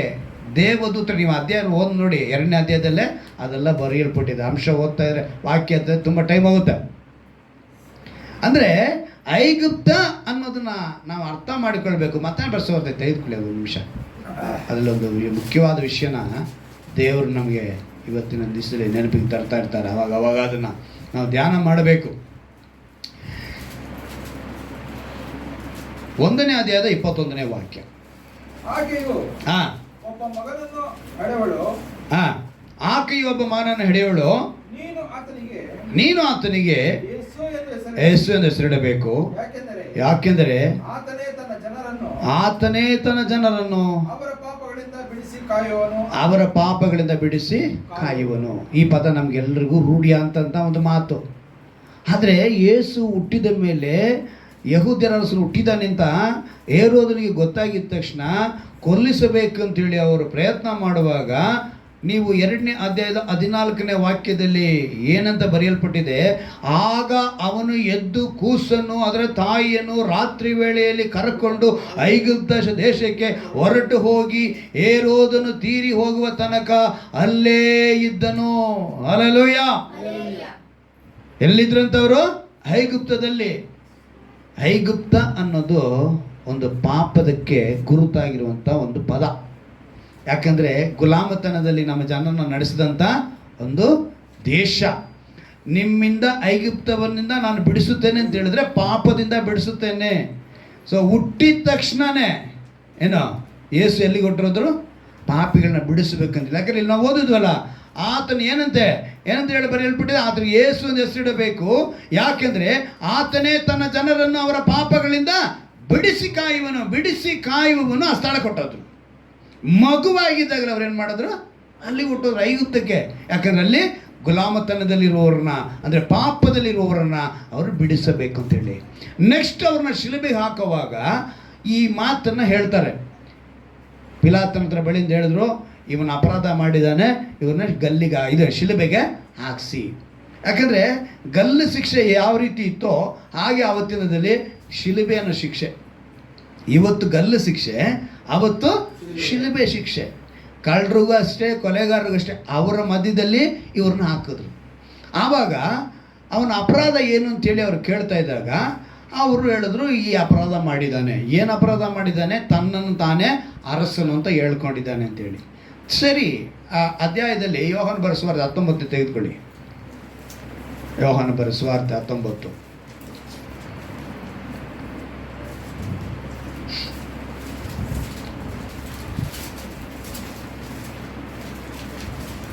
ಇಪ್ಪತ್ತೊಂದನೇ ವಾಕ್ಯ ಹೋಗ್ತೀನಿ ನೋಡಿ. 19ನೇ ಅಧ್ಯಾಯದಲ್ಲಿ, ಹೀಗೆಲಾಗಿ ಯಹೂದ್ಯರ ಮಹಾಯಾಜಕರು ಪಿಲಾತನಿಗೆ ಯಹೂದ್ಯರ ಅರಸನು ಎಂದು ಬರೆಯದೆ ನಾನು ಯಹೂದ್ಯರ ಅರಸನೆಂದು ಹೇಳಿದವನು ಎಂಬುದಾಗಿ ಬರೆಯಬೇಕಂತ ಹೇಳಿದರು. ಈ ಪದ ತುಂಬ ಕನ್ಫ್ಯೂಷನ್ ಆಗಿಬಿಡುತ್ತೆ. ಅಲ್ಲಿ ಅಪರಾಧನ ಬರಿ ಅಂತ ಹೇಳಿದವರು ಯಾರು? ಅಲ್ಲಿರೋಂಥ ಜನಗಳೆಲ್ಲ, ಮಹಾಯಾಜಕರು, ಶಾಸ್ತ್ರಿಗಳೆಲ್ಲ ಸೇರಿ ಅವರ ಅಪರಾಧ ಏನು ಅಂತೇಳಿ ಆ ಶಿಲುಬೆ ಮೇಲೆ ಬರಿ ಅಂತ ಹೇಳಿದ್ರೆ ಏನಂತ ಬರಿಬೇಕಾಗಿತ್ತು ಅಂತ ಹೇಳಿದ್ರೆ, ಇವನು ಯಹೂದ್ಯರ ಅರಸನೆಂದು ಹೇಳಿದವನು, ಆ ಹೇಳಿದ ಅಪರಾಧಕ್ಕೆ ಇವನು ಶಿಲುಬೆಗೆ ಆಗ್ತಾನೆ ಅಂತ ಬರಿ ಅಂತ ಹೇಳಿದ್ದು. ಆದರೆ ಪಿಲಾತನ ಏನಂತ ಬರೆದು ಬಿಟ್ಟ? ಯಹೂದ್ಯರ ಅರಸನು ಅಂತೇಳಿ ಬರೆಸ್ಬಿಟ್ಟ. ತಕ್ಷಣ ಇವ್ರೇನು ಕೇಳ್ತಾರೆ? ನಾವು ಹೇಳಿದ್ದೇನು, ನೀನು ಮಾಡಿದ್ದೇನು ಅಂತ ಅದೇ ಪ್ರಶ್ನೆಯಲ್ಲಿ. ಹೇಳಿದವನು ಎಂಬುದಾಗಿ ಬರೆಯಬೇಕಂತ ಹೇಳಿದರು. ಅದಕ್ಕೆ ಪಿಲಾತನು, ನಾನು ಬರೆದದ್ದು ಬರದಾಯಿತು ಅಂದನು. ನಾನು ಬರದಾಯ್ತಪ್ಪ, ಈಗ ಮತ್ತೆ ಅದನ್ನು ಚೇಂಜ್ ಮಾಡೋಕ್ಕಾಗಲ್ಲ. ಅಂದರೆ ದೇವರು ತನ್ನ ತೀರ್ಮಾನವನ್ನು ನೆರವೇರಿಸಬೇಕು ಅಂತ ಹೇಳಿದ್ರೆ ಎಂಥ ಮನುಷ್ಯನನ್ನು ಕೂಡ ಬದಲಾಯಿಸುವುದಕ್ಕೆ ಸಾಧ್ಯ. ಪಿಲಾತನ ಕೈ ತೊಳೆದ, ಅವರ ಮೇಲೆ, ಅವ್ರ ಹತ್ರ ನಾನು ಯಾವುದೇ ತಪ್ಪನ್ನ ಕಾಣಲಿಲ್ಲ, ಅಪರಾಧ ಕಾಣಲಿಲ್ಲ ಅಂತ ಹೇಳಿದ. ಆದರೂ ಇವ್ರು ಬಿಡಲಿಲ್ಲ. ಯೇಸುನ ಬಿಡಬೇಕಾ, ಯಾರನ್ನು ಬಿಡಬೇಕಂತ ಕೇಳಿದ್ರು? ಬರಬ್ಬನನ್ನು ಅಂತ ಕೇಳಿದ್ರು. ಆದರೆ ಅವ್ರನ್ನ ಹೇಳಿದ್ರು ಗೊತ್ತಾ, ನಮಗೆ ಬರಬ್ಬನನ್ನೇ ಬಿಟ್ಬಿಡು, ಕೊಲೆಗಾರನ್ನೇ ಬಿಟ್ಬಿಡು, ಆದರೆ ಇವ್ರನ್ನ ಬಿಡಬೇಡ. ಅಂದರೆ ನೀವು ಚೆನ್ನಾಗಿ ಅರ್ಥ ಮಾಡ್ಕೊಳ್ಬೇಕು. ಕೃಪೆ ನಮ್ಗೆ ಹೆಚ್ಚಾಗಬೇಕು ಅಂತ ಹೇಳಿದ್ರೆ, ನಮಗೆ ಭಯ ಭಕ್ತಿ ಬರಬೇಕು ಅಂದರೆ ಯೇಸುವೆ ಕುರಿತು ನಮ್ಗೆ ಚೆನ್ನಾಗಿ ತಿಳ್ಕೋಬೇಕು. ಆತನು ಹುಟ್ಟಿದಾಗಲೂ ಅರಸನಾಗಿದ್ದ, ಸಾಯುವಾಗಲೂ ಅರಸನಾಗಿ ಆತನ ಶಿಲುಬೆಗೆ ಹಾಕಿಸ್ತಾರೆ. ಆ ಅರಸನ ಕುರಿತು ನಾವು ತಿಳಿದುಕೊಳ್ಳಬೇಕಂದ್ರೆ ಅಂದಿನ ದಿವಸದಲ್ಲೂ ಇಂದಿನ ದಿವಸದಲ್ಲೂ ಹೋರಾಟ ನಮಗೆ ಇದ್ದಿದ್ದು, ಶತ್ರುವಿನ ಕುತಂತ್ರ ಇದ್ದಿದ್ದು ಏನಂತ ಹೇಳಿದ್ರೆ ಧರ್ಮದ ಮೇಲೆ. ಯಾವುದರ ಮೇಲೆ? ಧರ್ಮ. ಈ ಧರ್ಮದ ಮೇಲೆ ಇವರು ಯೇಸುವನ್ನ ಹಿಂಬಲ್ಲ. ಯಾಕಂದರೆ ಅವರು ಯಹೂದ್ಯರಾಗಿದ್ದರು, ಯಹೂದ್ಯರ ಅರಸನು ಅಂತ ಅವ್ರು ಹೇಳಿದ ತಕ್ಷಣ ನಮಗೆ ಆಲ್ರೆಡಿ ಅರಸನು ಇದಾನಲ್ಲ. ಆದರೆ ಇವ್ರು ಯಾರು ಎಕ್ಸ್ಟ್ರಾ ಅರಸನು ಅಂತ ಹೇಳ್ತಾ ಇರೋದು ಅಂತೇಳಿ ಮತಾವಲಂಬಿಗಳು, ಮಹಾಯಾಜಕರುಗಳು, ಶಾಸ್ತ್ರಿಗಳು ಈತನ ಮೇಲೆ ಅಪರಾಧನ ಹೊರಿಸಿದ್ರು. ಆಗಲೇ ದೇವರು ಹೇಳಿದ್ದು, ನಾನು ತಂದೆ ಚಿತ್ತವನ್ನು ನೆರವೇರಿಸುವುದಕ್ಕೆ ಬಂದೆವನು. ಯೋಹಾನ ಬರೆದ ಸುವಾರ್ತೆ 3ನೇ ಅಧ್ಯಾಯದಲ್ಲಿ 16ನೇ ವಾಕ್ಯದಲ್ಲಿ ಏನಂತ ಹೇಳಲ್ಪಟ್ಟಿದೆ? ಈ ಲೋಕದ ಮೇಲೆ ಎಷ್ಟೋ ಪ್ರೀತಿಯನ್ನಿಟ್ಟು ತನ್ನ ಒಬ್ಬನೇ ಮಗನನ್ನ, ಏನಕ್ಕೆ? ಎಲ್ಲರೂ ನಿತ್ಯ ಜೀವ ಪಡಿಬೇಕು ಅಂತೇಳಿ. ಆದರೆ ಆ ವಿಷಯವನ್ನೇ ಅವ್ರ ತಂದೆ ಚಿತ್ತವನ್ನು ನೆರವೇರಿಸೋದಕ್ಕೆ ಬಂದಿದ್ದಾರೆ. ನಾನು ಆತನ ಮಗನು, ನಾನು ಅರಸನೇ ಅಂತೇಳಿ ಅವರು ಹೇಳೋ ಹಾಗೆ ಅವ್ರು ಹೇಳಿದಂತೆ ಅವರಿದ್ದರು. ಆದರೆ ಅವರೇನು ಮಾಡಲಿಲ್ಲ, ಅದನ್ನು ಅಂಗೀಕರಿಸಲಿಲ್ಲ. ಈ ಪ್ರಪಂಚದಲ್ಲಿ ಲೆಕ್ಕ ಮಾಡಿದ್ರೆ ಈಗ ಒಂದು ನೀವು ಸರ್ಚ್ ಮಾಡ್ಬೋದು ಗೂಗಲ್ನಲ್ಲಿ, ಸುಮಾರು 4,000 to 10,000 ಧರ್ಮಗಳಿದೆ. ಎಷ್ಟಿದೆ? 4,000 to 10,000 ಧರ್ಮಗಳಿದೆ. ಅದರಲ್ಲಿ ಮುಖ್ಯವಾಗಿ ಒಂದು 6 ಧರ್ಮ ಮಾತ್ರ. ಅದರಲ್ಲಿ ಒಂದು 500 ಮಾಡಿದ್ರು, 500ರಲ್ಲಿ 6ನ ಸೆಲೆಕ್ಟ್ ಮಾಡಿದ್ರು. 10,000ದಲ್ಲಿ ಎಷ್ಟು ಬಂತು? 500. 500ರಲ್ಲಿ ಸೆಲೆಕ್ಟ್ ಮಾಡಿದ್ರೆ 6. ಆ 6ರಲ್ಲಿ ಕೂಡ ಕೆಲವು ವಿಷಯಗಳನ್ನ ಗಮನಿಸುವಾಗ ಕೆಲವು ಧರ್ಮ ಏನಂತ ಹೇಳುತ್ತೆ ಅಂತ ಹೇಳಿದ್ರೆ, ನೀನು ದೇವರನ್ನ ತಂದೆ ಎಂದು ಕರೆಯುವ ಹಾಗಿಲ್ಲ. ದೇವರು ದೇವರೇ. ಅವ್ರಿಗೆ ನೀನು ಈಕ್ವಲ್ ಆಗಿ ನೀನು ಮಗನಾಗಿರೋದಕ್ಕೆ ಸಾಧ್ಯ ಇಲ್ಲ. ಸೊ ನೀನು ದೇವ್ರನ್ನ ತಂದೆ ಅಂತ ಕರಿಬಾರ್ದು ಅಂತ. ಇನ್ನು ಕೆಲವು ಧರ್ಮಗಳಿದೆ, ಅದೇನಂತ ಹೇಳಿದ್ರೆ ತಲೆಯಿಂದ ಬಂದವನು ಬ್ರಾಹ್ಮಣನಂತೆ. ಯಾರಂತೆ?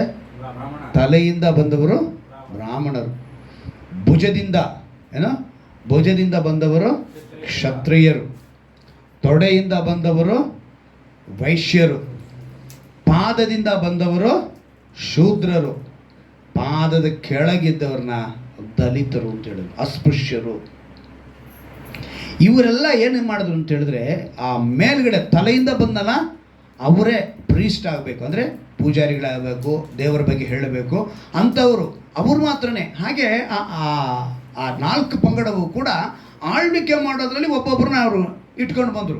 ಅಂದರೆ ಈ ಇದರಲ್ಲಿ ಏನು ಹೇಳ್ತಾರೆ ಅಂತ ಹೇಳಿದ್ರೆ, ನೀನು ದೇವರ ಹತ್ತಿರಕ್ಕೆ ಬರೋಕ್ಕೆ ಕೂಡ ನಿನಗೇನಿಲ್ಲ, ಸಾಧ್ಯವಿಲ್ಲ. ನೀನು ಅದರ ಬಗ್ಗೆ ಓದೋಕ್ಕೂ ಸಾಧ್ಯವಿಲ್ಲ. ನೀನು ಅಲ್ಲಿ ಅವ್ರು ಬರೆದಿರುವಂಥ ಯಾವುದೇ ಪುಸ್ತಕಗಳನ್ನು ನೀನು ಬರೆಯುವುದಕ್ಕೆ ಯೋಗ್ಯನಲ್ಲ.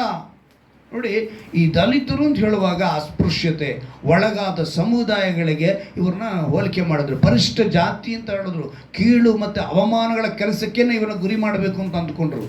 ದೇವರ ಹತ್ತಿರಕ್ಕೆ ಅವ್ರು ಏನು ಮಾಡಬಾರ್ದು, ಬರಬಾರ್ದು ಅಂತ ಅಂದ್ಕೊಂಡ್ರು.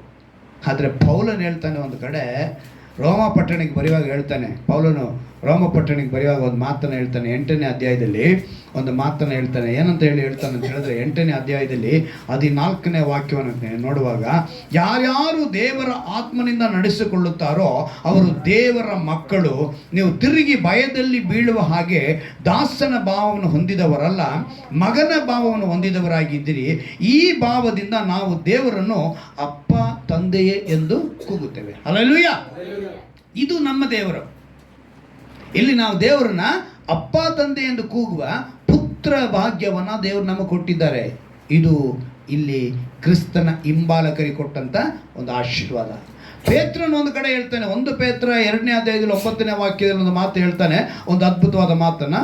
1 ಪೇತ್ರ 2ನೇ ಅಧ್ಯಾಯ 9ನೇ ವಾಕ್ಯದಲ್ಲಿ, ನಿಮ್ಮನ್ನು ಕತ್ತಲೆಯೊಳಗಿಂದ ಕರೆದು ತನ್ನ ಆಶ್ಚರ್ಯಕರವಾದ ಬೆಳಕಿನಲ್ಲಿ ಸೇರಿಸಿದ ಆತನ ಗುಣಾತಿಶಯಗಳನ್ನು ಪ್ರಚಾರ ಮಾಡುವವರಾಗುವಂತೆ ದೇವರಾದುಕೊಂಡ ಜನಾಂಗ ಅಂತೆ ನಾವು. ಮೊದಲನೇದಾಗಿ ಏನಂತೆ? ನಾವು ದೇವರಾದುಕೊಂಡ ಜನಾಂಗವು, ರಾಜವಂಶಸ್ಥರಾದ ಯಾಜಕರು, ಮೀಸಲಾದ ಜನವು, ದೇವರ ಸ್ವಕೀಯ ಪ್ರಜೆಯು ಏನಂತೆ ಹಾಕಿದ್ದೀರಿ. ಅಲ್ಲಿಗೆ ರಾಜವಂಶಸ್ಥರಾದವರು ನಾವೆಲ್ಲ ಯಾರಾಗಿದ್ದೀವಿ? ಈಗ ನಮ್ಮ ದೇವರು ಯಹೂದ್ಯರ ಅರಸನು ಅಂತ ಹೇಳಿದ ಮೇಲೆ, ಆತನ ರಾಜನಾದ ಮೇಲೆ, ಆತನ ಪುತ್ರನ ಭಾಗ್ಯ ನಾವು ತೆಗೆದುಕೊಂಡ ಮೇಲೆ ನಾವ್ಯಾರಾಗಿದ್ದೀವಿ?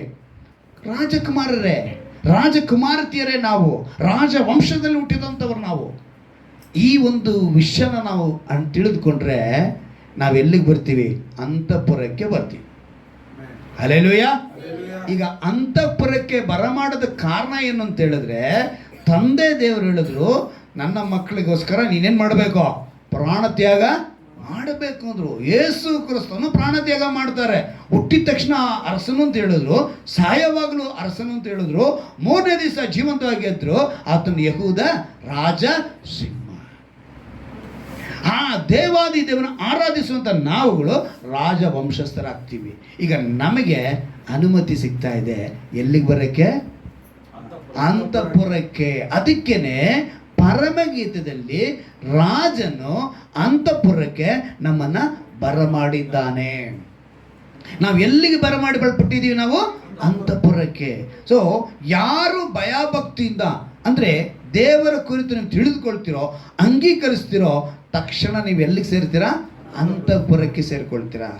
ಅಲ್ಲಿಗೆ ನಾವು ಇವತ್ತು ತಿಳ್ಕೊಳ್ಬೇಕಾದ್ರೆ ಮೊದಲನೇ ಅಂಶ ಏನು ಅಂತ ಹೇಳಿದ್ರೆ, ನಾವು ಅಂತಃಪುರಕ್ಕೆ ಬರಮಾಡೋದಕ್ಕೆ ಕಾರಣ ಆತನು ನಮ್ಮ ಅರಸನಾಗಿದ್ದಾನೆ, ರಾಜನಾಗಿದ್ದಾನೆ. ಆ ರಾಜವಂಶದಲ್ಲಿ ಹುಟ್ಟಿರುವಂಥ ನಾವು ಭಯಭಕ್ತಿ ಇದ್ರೆ ಸಾಕು, ನಮಗೆ ಆ ಕೃಪೆ ಸಿಗುತ್ತೆ, ಅಂತಃಪುರಕ್ಕೆ ಸೇರುವಂಥ ಕೃಪೆ. ಎರಡನೇದಾಗಿ ಎಸ್ತೇರಳ ಪುಸ್ತಕ ತೆಗೆದುಕೊಳ್ಳೋಣ. ಎಸ್ತೇರಳು 2ನೇ ಅಧ್ಯಾಯ.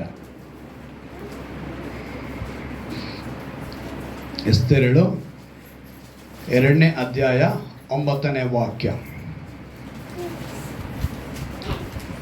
ಎಸ್ತೇರಳು 2ನೇ ಅಧ್ಯಾಯ 9ನೇ ವಾಕ್ಯ ಏನಂತ ಬರೆಯಲ್ಪಟ್ಟಿದೆ ನೋಡಿ. ಹೇಗೆಯೂ ಆಕೆಯನ್ನು ಮೆಚ್ಚಿ ತನ್ನ ದಯೆಗೆ ಪಾತ್ರಳಾದ ಆಕೆಗೋಸ್ಕರ ತಕ್ಕ ಲೇಪನ ದ್ರವ್ಯಗಳನ್ನು ಭೋಜನಾಂಶವನ್ನು ಆರಿಸಿದ 7 ಮಂದಿ ಸೇವಕಿಯರನ್ನು ಅರಮನೆಯಿಂದ ಬೇಗನೆ ಏರ್ಪಡಿಸಿ ಆಕೆಯನ್ನು ಆಕೆಯ ಸೇವಕಿಯರನ್ನು ಅಂತಃಪುರದ ಉತ್ತಮ ಭಾಗದಲ್ಲಿ ಇರಿಸಿದನು. ಈಗ ಇಲ್ಲಿ 2ನೇ ಅಂತಃಪುರ ನೋಡ್ತಾ ಇದ್ದೀವಿ. ಮೊದಲನೇ ಅಂತಃಪುರಕ್ಕೆ ಬರಮಾಡಿದನು. ಈಗ 2ನೇ ಅಂತಃಪುರಕ್ಕೆ ಅದರಲ್ಲಿ ಏನಂತ ಹೇಳಿದಾನೆ? ಉತ್ತಮ ಭಾಗದಲ್ಲಿ ಇರಿಸಿದನು. ಹಲ್ಲೆಲೂಯ. ಎಸ್ತರಳ ಕುರಿತು ನಮಗೆಲ್ಲರಿಗೂ ಗೊತ್ತು ವಿಷಯ ಅಲ್ವಾ? ಸರಿ, ಈಗ ಒಂದು ಪ್ರಶ್ನೆ ಕೇಳ್ತೀನಿ, ಎಷ್ಟು ಜನ ಹೇಳ್ತೀರಿ ನೋಡೋಣ. ದಯವಿಟ್ಟು ಇಂಥ ಕೆಲಸ ಎಲ್ಲ ಮಾಡಬೇಡಿ, ಸುಮ್ಮನೆ ಉಪದೇಶ ಮಾಡ್ಕೊಂಡು ಹೋಗಿ ಅಂತ ಹೇಳ್ತೀರಾ? ಎಸ್ತೇರಳ ಇನ್ನೊಂದು ಹೆಸರೇನು?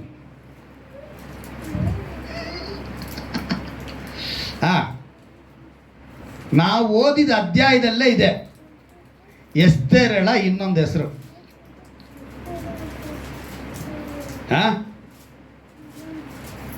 7ನೇ ವಾಕ್ಯ ಓದಿ.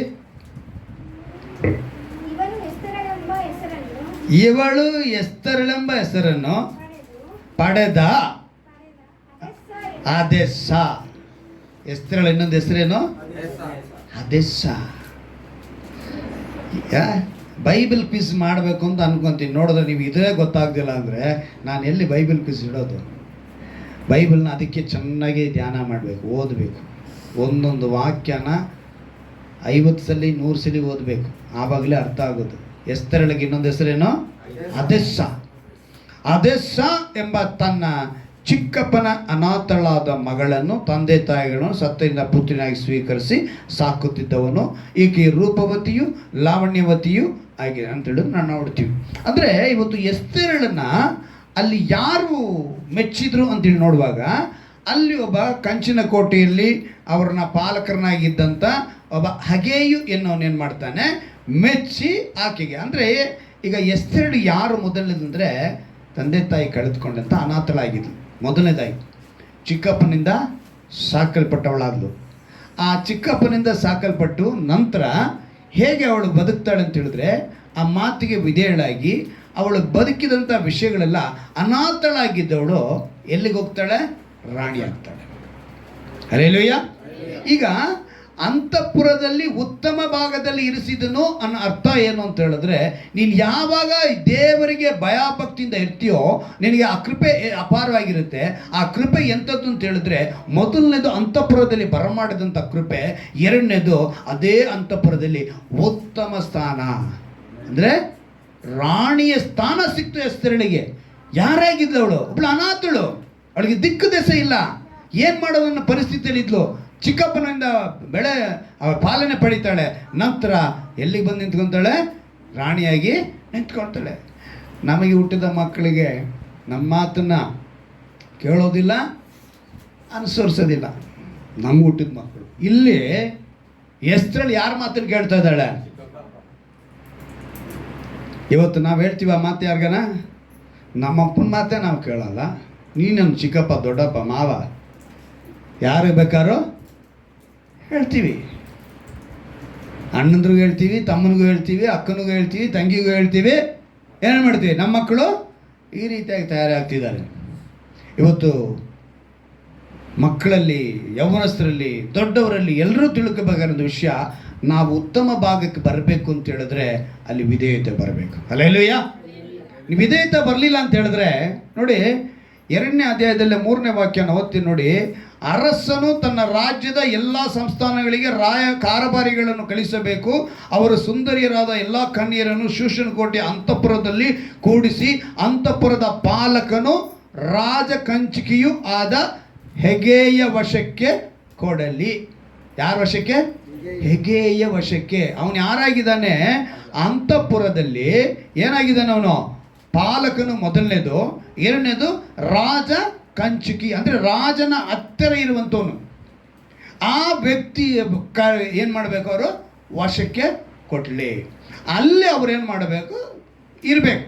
ಈಗ ಎಸ್ತರಳು ಅನಾಥಳಾಗಿದ್ಲು, ಚಿಕ್ಕಪ್ಪನ ಮಾತು ಕೇಳಿದ್ಲು, ಅಲ್ಲಿಗೆ ಬಂದ ಮೇಲೆ ಅವಳನ್ನ ತಗೊಂಡೋಗಿ ಅಲ್ಲಿ ಅರಮನೆಯಲ್ಲಿ ಬಿಟ್ಟಿದ್ದಾರೆ. ಅಲ್ಲಿ ಸುಮಾರು ಸತ್ಯವೇದದಲ್ಲಿ ಬರೆಸಿಲ್ಲ, ಆದರೆ ಚರಿತ್ರೆ ಪುಸ್ತಕಗಳು ಕೆಲವು ಪುಸ್ತಕಗಳಲ್ಲಿ ಬರೆದಿರೋ ನಾನು ನೋಡಿರೋದನ್ನ ಹೇಳ್ತೀನಿ. ಸುಮಾರು 400 ಹೆಣ್ಮಕ್ಳು ಬಂದಿದ್ರಂತ. ಎಷ್ಟು ಜನ? 400 ಹೆಣ್ಮಕ್ಳಲ್ಲಿ ಸೆಲೆಕ್ಟ್ ಆದವ್ರು ಎಷ್ಟು ಜನ? ಒಬ್ಬರೇ, ಎಸ್ತರಳು ಮಾತ್ರ. ಈಗ ಚೆನ್ನಾಗಿ ಗಮನಿಸಿ, ಈ ವಾಕ್ಯನ ನಾನು ಓದಬೇಕಿದ್ರೆ ಅದನ್ನೇ ನಾನು ಯೋಚನೆ ಮಾಡಿದ್ದು. ಯಾಕಂದರೆ 7 ಮಂದಿ ಸೇವಕರನ್ನು ಕೊಟ್ಟರಂತೆ ಅವರಿಗೆ. ನಾವು ಓದಿದ್ವಲ್ಲ ಈ 9ನೇ ವಾಕ್ಯದಲ್ಲಿ, ಅವಳು ಅನಾಥಳಾಗಿ ಬಂದವಳು, ಆದರೆ ರಾಜನ ಮೆಚ್ಚುಗೆ ಪಡಬೇಕು ಅಂಥೇಳಿ ಆಕೆಗೆ ಎಷ್ಟು ಜನ ಸೇವಕಿಯರು ಕೊಟ್ಟರಂತೆ. ಒಬ್ಬಳು ಅನಾಥಳಿಯಾಗಿ ಬಂದಂಥವಳಿಗೆ ಮೊದಲನೇದಾಗಿ ಒಳಗಡೆ ಬಂದಿದ್ದ ತಕ್ಷಣ ಅಲ್ಲಿ ಏನು ಬರಲ್ಪಟ್ಟಿದೆ? ಉತ್ತಮ ಭಾಗದಲ್ಲಿ ಇರಿಸಿದನು. ಅಲ್ಲಿ 7 ಸೇವಕಿನ 9ನೇ ವಾಕ್ಯ ಗಮನಿಸಿ ಚೆನ್ನಾಗಿ ನೋಡಿ, ಅದರಲ್ಲಿ ಬರೆಯಲ್ಪಟ್ಟಿದೆಯಲ್ಲ, ಎಸ್ತೇಳು ಅರಮನೆಗೆ ತರಲ್ಪಟ್ಟು ಅಂತಃಪುರದ ಪಾಲಕನಾದ ಹೆಗೇಯ ಪರಾಂಬರಕ್ಕೆಯಲ್ಲಿ ಇದ್ದಳು 8ನೇ ವಾಕ್ಯದಲ್ಲಿ. ಆಮೇಲೆ ಹಗೆಯು ಆಕೆಯನ್ನು ಮೆಚ್ಚಿ ತನ್ನ ದಯೆಗೆ ಪಾತ್ರಳಾದ ಆಕೆಗೋಸ್ಕರ ತಕ್ಕ ಲೇಪನ ದ್ರವ್ಯಗಳನ್ನು ಭೋಜನಾಂಶವನ್ನು ಆರಿಸಿದ 7 ಮಂದಿ ಸೇವಕಿಯರನ್ನು ಅರಮನೆಯಿಂದ ಬೇಗನೆ ಏರ್ಪಡಿಸಿ, ಅರಮನೆಯಿಂದಾನೆ 7 ಸೇವಕಿಯರನ್ನು ಎಸ್ತರಳಿಗೆ ಏರ್ಪಡಿಸಿ ಉತ್ತಮ ಸ್ಥಾನದಲ್ಲಿ ಇಟ್ಲು. ಅಲ್ಲಿಗೆ ಮೇಲ್ಗಡೆ ಅವನೊಂದು ಬರೀತಾನೆ, ಒಂದು ಮಾತನ್ನು ಏನಂತ ಬರೀತಾನೆ? ಮೆಚ್ಚುಗೆ. ಹೆಗೆಯು ಆಕೆಯನ್ನು ಮೆಚ್ಚುಗೆ, ತನ್ನ ದಯೆಗೆ ಪಾತ್ರ. ಚಿಕ್ಕಪ್ಪನ ಮಾತು ಕೇಳಿದ್ದಾಯಿತು, ಚಿಕ್ಕಪ್ಪನ ಮಾತು ಕೇಳಿ ಸೆಲೆಕ್ಷನ್ಗೆ ಬಂದಾಯಿತು. ಇಲ್ಲಿ ರಾಜ ಹೇಳಿದ್ದಾರೆ, ಯಾಕಂದರೆ ಹೆಂಡತಿ ಅವರಿಗೆ ವಿರೋಧವಾಗಿ ನಡೀತಾರೆ. ಯಾರಿಗೆ? ಅಹಷ್ವೇರೋಷನಿಗೆ ವಿರೋಧವಾಗಿ ನಡೀತಾಳೆ. ಅವನ ಹೆಂಡತಿ ಹೆಸರು ಯಾರು ಗೊತ್ತಾ? ರಾಜನ ಹೆಂಡತಿ ಹೆಸರು ವಶಿಷ್ಠಿ. ಅದನ್ನು ಓದ್ಕೊಳ್ಳಿ ಆಯಿತಾ. ಆಕೆ ವಿರೋಧವಾಗಿ ಏನು ಮಾಡಿದ್ರು? ಇವರೆಲ್ಲ ಹೇಳಿದ್ರು, ಪಾಲಕರು ಹೇಳಿದ್ರು, ನೋಡಿ ನಿಮ್ಮ ರಾಣಿಯವರು ಈ ಥರ ತೊಂದರೆ ಕೊಟ್ಟಿದ್ದಾರೆ, ಅದರಿಂದ ಬೇರೆ ನೀವು ರಾಣಿನ ಮಾಡ್ಕೊಳ್ಳಿ ಅಂತೇಳಿ ಬೇರೆ ರಾಣಿನ ಮಾಡಿಸ್ತಾ ಇದ್ದಾರೆ. ಬೇರೆ ರಾಣಿನ ಮಾಡಿಸುವಾಗಲೇ ಸೆಲೆಕ್ಷನ್ಗೆ ನಡೀತು. ಸೆಲೆಕ್ಷನ್ನಲ್ಲಿ ಒಬ್ಬಳು ಈ ಸೆಲೆಕ್ಟ್ ಆಗಿದಂಥ ಮೊದಲನೇದು ಚಿಕ್ಕಪ್ಪನ ಮಾತನ್ನು ಕೇಳಲು, ಎರಡನೇದು ರಾಜಪಾಲಕನು ರಾಜಕಂಚಕಿಯೂ ಆಗಿರುವಂಥ ಹೆಗೇಯು ಮಾತನ್ನು ಕೂಡ ಅವಳು ಕೇಳಿಸ್ಕೊಂಡು. ಎಲ್ಲಿ ನೋಡಿ 4ನೇ ವಾಕ್ಯದಲ್ಲಿ, ಅರಸನಿಗೆ ಇಷ್ಟಳಾಗಿ ಕಾಣುವ ಕನ್ಯೆಯ ವಷ್ಟಿಗೆ ಬದಲಾಗಿ, ಯಾರು? ರಾಜನ ಹೆಂಡತಿ ಹೆಸರು ವಷ್ಟಿ ಅಂತ ಬರೆದಿ ನೋಡಿ, ಬದಲಾಗಿ ರಾಣಿಯಾಗಲಿ ಎಂದು ಹೇಳಿದರು. ಅರಸನು ಈ ಅಭಿಪ್ರಾಯಕ್ಕೆ ಸಮ್ಮತಿಸಿ ಅದರಂತೆಯೇ ಮಾಡಿದನು. ಶೂಷನ್ ಕೋಟೆಯಲ್ಲಿ ಅನಂತರ ಅಲ್ಲಿ ಬರೆಯಲ್ಪಟ್ಟಿದೆ 6ನೇ ವಾಕ್ಯದಲ್ಲಿ 7ನೇ ವಾಕ್ಯದೆಲ್ಲ ನೋಡ್ಕೊಂಡು ಬರುವಾಗ ಆಕೆ ಎಂಥವಳು ಅಂತೇಳಿ 10ನೇ ವಾಕ್ಯದಲ್ಲಿ ನೋಡಿದೆ. ಎಸ್ತೇರಳು ತಾನು ಇಂಥ ಜನಾಂಗದವಳು, ಇಂಥ ಕುಲದವಳು ಎಂಬುದನ್ನು ತೋರ್ಪಡಿಸಿಕೊಳ್ಳಲಿಲ್ಲ. ಮೊರ್ದೆಕೈಯು ಹೀಗೆ ಅಪ್ಪಣೆ ಕೊಟ್ಟಿದನು. ಅವನು ಆಕೆ ಈಗಿನ ಸ್ಥಿತಿಯನ್ನು ಮುಂದಿನ ಗತಿಯನ್ನು ವಿಚಾರಿಸಿದರೆ ಪ್ರತಿದಿನವೂ ಅಂತಃಪುರದ ಪ್ರಕಾರ ಮುಂದೆ ತಿರುಗಾಡ್ತಿದ್ರು. ಎಲ್ಲರ ಮಾತಿಗೆ ಅವಳು ವಿಧೇಯಳಾಗಿ ಅಲ್ಲಿ ನಿಂತ ಕಾರಣ ಅವಳು ರಾಣಿ ಪಟ್ಟಣ ಸ್ವೀಕರಿಸಿದ್ಳು. ಇವತ್ತು ನೀನು ವಿಧೇಯಳಾದರೆ ರಾಣಿಯ ಪಟ್ಟಣವನ್ನು, ರಾಣಿಯ ಆ ಒಂದು ಬಿರುದನ್ನು ಏನು ಮಾಡ, ಪಟ್ಟಾಭಿಷೇಕವನ್ನು ಹೊಂದಿಗಳು. ಅಂದರೆ ಅಂತಃಪುರದಲ್ಲಿ ಒಂದು ಉತ್ತಮ ಸ್ಥಾನದಲ್ಲಿ ನಮ್ಮನ್ನು ಇಟ್ಟಿರ್ತಾರೆ. ವಿಧೇಯತಳಾಗಿದೆ ಕಾರಣ ರಾಜನ ಬಳಿ ಹೋಗೋದಕ್ಕೆ ಸಾಧ್ಯವಾಯಿತು. ರಾಜನ ಬಳಿ ಹೋದ ಮೇಲೆ ಹಗೆಯ ಮಾತನ್ನು ಕೇಳಿದ್ಲು, ಅಲ್ಲಿ ಅವಳಿಗೆ ಆಶೀರ್ವಾದ ಸಿಕ್ತು.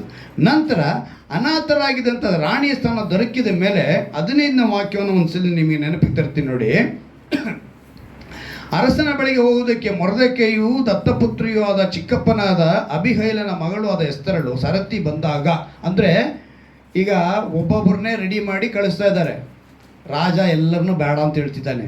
ಆದರೆ ಎಸ್ತರಳ ಸರತಿ ಬಂದಾಗ ಅಂತಃಪುರಕದ ಬಾಲಕನಾದ ಹೆಗೇಯು ಎಂಬ ರಾಜಕಂಚಿಕೆ ನೇಮಿಸಿದ್ದನ್ನೇ ಹೊರತು ಆಕೆ ಬೇರೇನೂ ಕೇಳಲಿಲ್ಲ. ಈಗ ಇವನ ಕೈಯಲ್ಲಿ ಕೊಟ್ಟಿದ್ದಾರೆ, 400 ಜನರನ್ನು ಕೊಟ್ಟಿದ್ದಾರೆ, ಅವನು ಎಲ್ರಿಗೂ ಸೇವಕಿಯನ್ನು ಕೊಟ್ಟಿದ್ದಾನೆ. ಇಲ್ಲಿ ಈಕೆ ಎಸ್ತರಳು ಮಾತ್ರ ಹಗೆಯು ಏನು ಹೇಳಿದ್ನೋ ಅದನ್ನು ಮಾತ್ರ ಕೇಳಿದ್ನು. ಈಗ ನಾನು ಅದಕ್ಕೆ ಒಂದು ಸ್ವಲ್ಪ ಬೇರೆ ಥರ ಹೇಳ್ತೀನಿ. ನಂತರ ನೋಡುವಲ್ಲರೂ ಆಕೆಯನ್ನು ಮೆಚ್ಚುತ್ತಿದ್ದರು. ಅರಸನಾದ ಅಹಷ್ವೇರೋಷನ ಬಗ್ಗೆ ಅವನ ಆಳ್ವಿಕೆಯ 7ನೇ ವರ್ಷದ 10ನೇ ತಿಂಗಳಲ್ಲಿ ಪುಷ್ಯ ಮಾಸದಲ್ಲಿ ಆಕೆಯನ್ನು ರಾಜಗೃಹಕ್ಕೆ ಕರೆತಂದರು. ಎಲ್ಲ ಸ್ತ್ರೀಯರಲ್ಲಿ ಎಸ್ತರಳನ್ನು ಮೆಚ್ಚಿದನು. ಎಷ್ಟು 400 ಜನದಲ್ಲಿದ್ದಾರೆ, ಅದರಲ್ಲಿ ಎಸ್ತರನ್ನು ಅವನು ಮೆಚ್ಚಿದ. ಉದಾಹರಣೆ ಇವಾಗ ತೆಗೆದುಕೊಳ್ಳಿ, ಅಲ್ಲಿ ಬಂದಿದ್ದು ಕೆಲವರು ಹೇಳುತ್ತಾರೆ, ನೋಡ್ರಿ ನನಗೆ ಇಂಥ ಬಟ್ಟೆನೇ ಬೇಕೋ ರಾಜನ ಮುಂದೆ ನಾನು ಹೋದಕ್ಕೆ ಅಂತ ಹೇಳಿರ್ಬೋದು.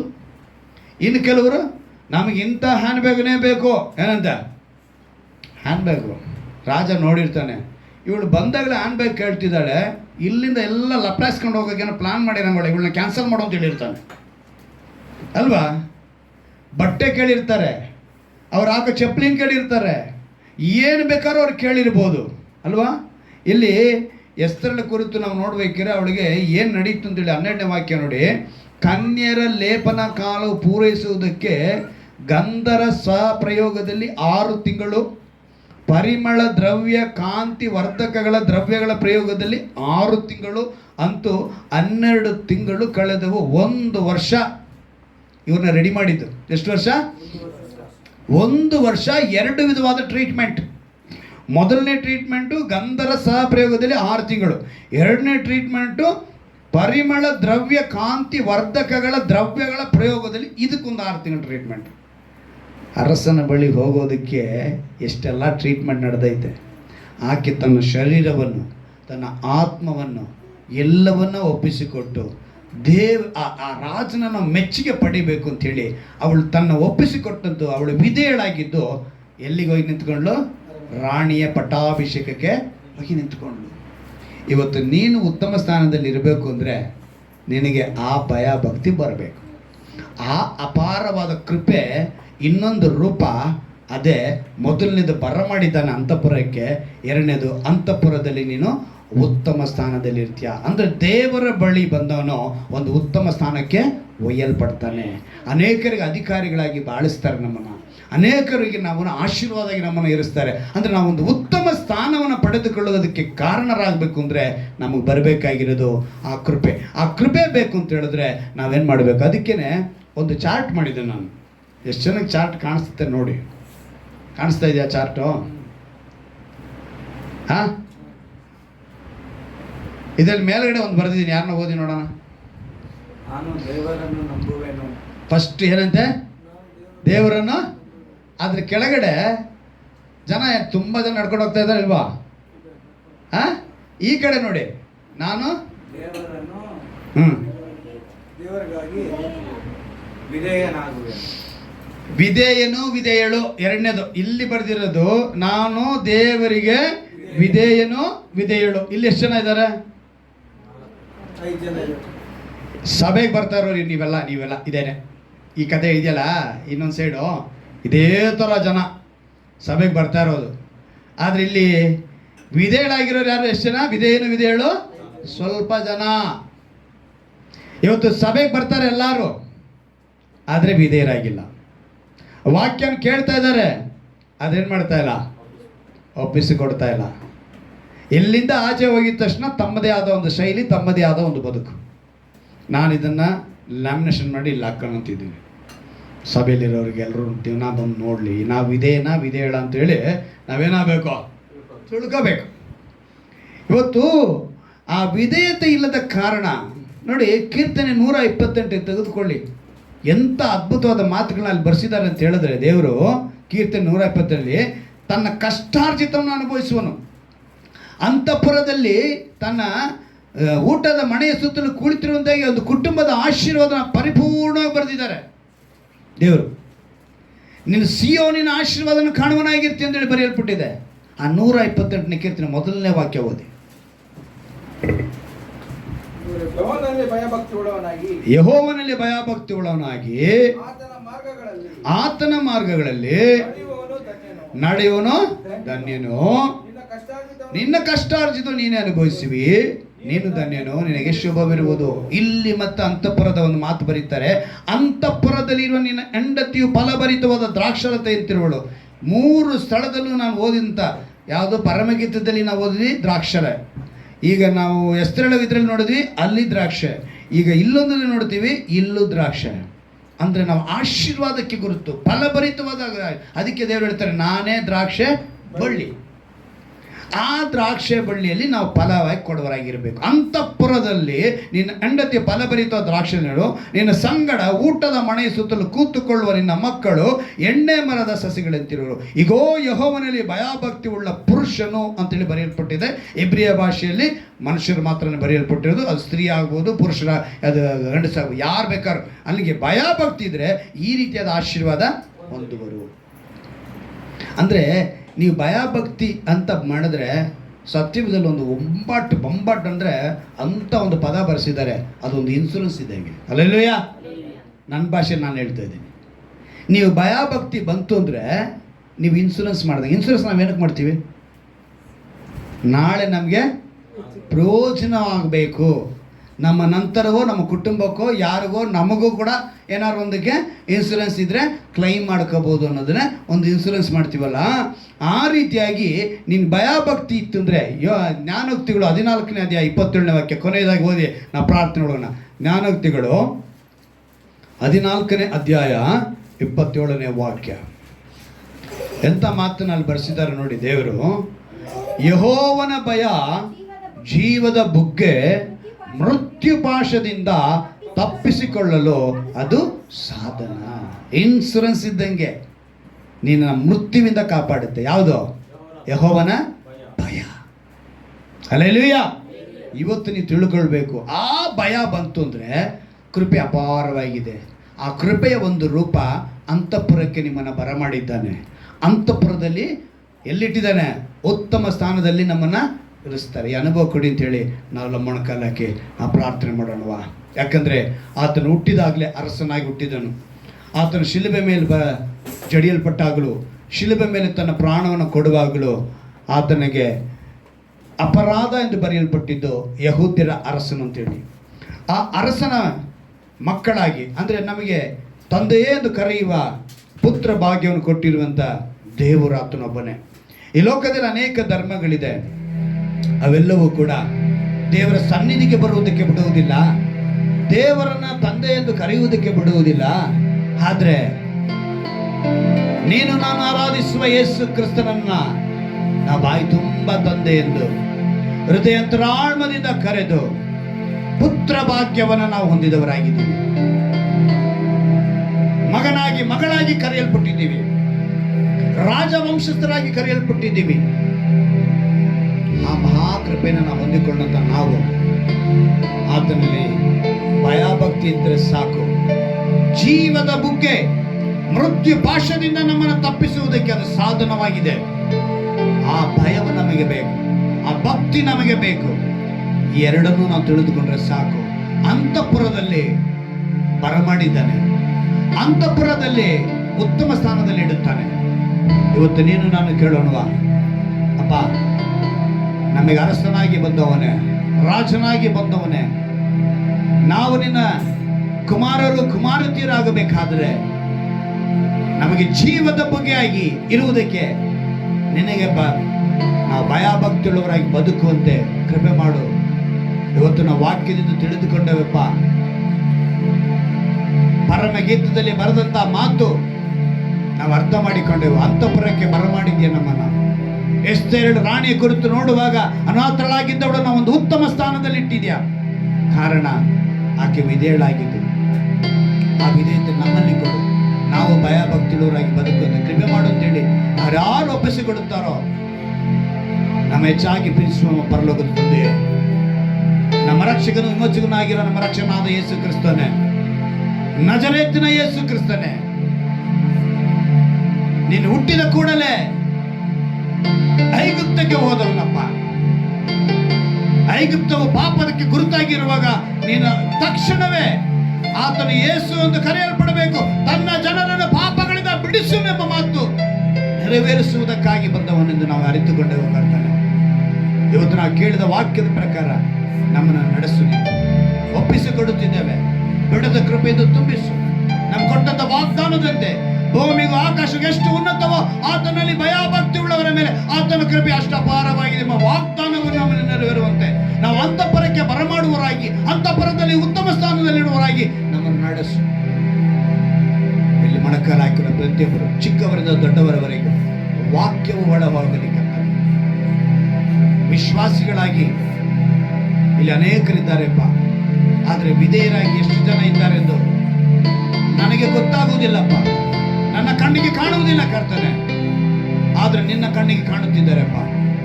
ಇವರು ಬರೀ ವಿಶ್ವಾಸಿಗಳಾಗಿ ಮಾತ್ರವಲ್ಲದೆ ನಿನಗೆ ವಿಧೇಯತೆ ಇರುವಂತ, ವಿಧೇಯನಾಗುವಂತ ಗುಣದಲ್ಲಿ ಬೆಳೆದು ಅಂತಃಪುರಕ್ಕೆ ಬರಮಾಡುವಂತೆ, ಅಂತಃಪುರದಲ್ಲಿ ಉತ್ತಮ ಸ್ಥಾನ ದೊರಕುವಂತೆ ಇವರನ್ನ ಬದಲಾಯಿಸಬೇಕಾಗಿ ಮಾನಸಾಂತರ ಹೊಂದುವಂತೆ ಕೃಪೆ ಮಾಡಬೇಕಾದ್ರೆ ಪ್ರಾರ್ಥಿಸ್ತೇನೆ.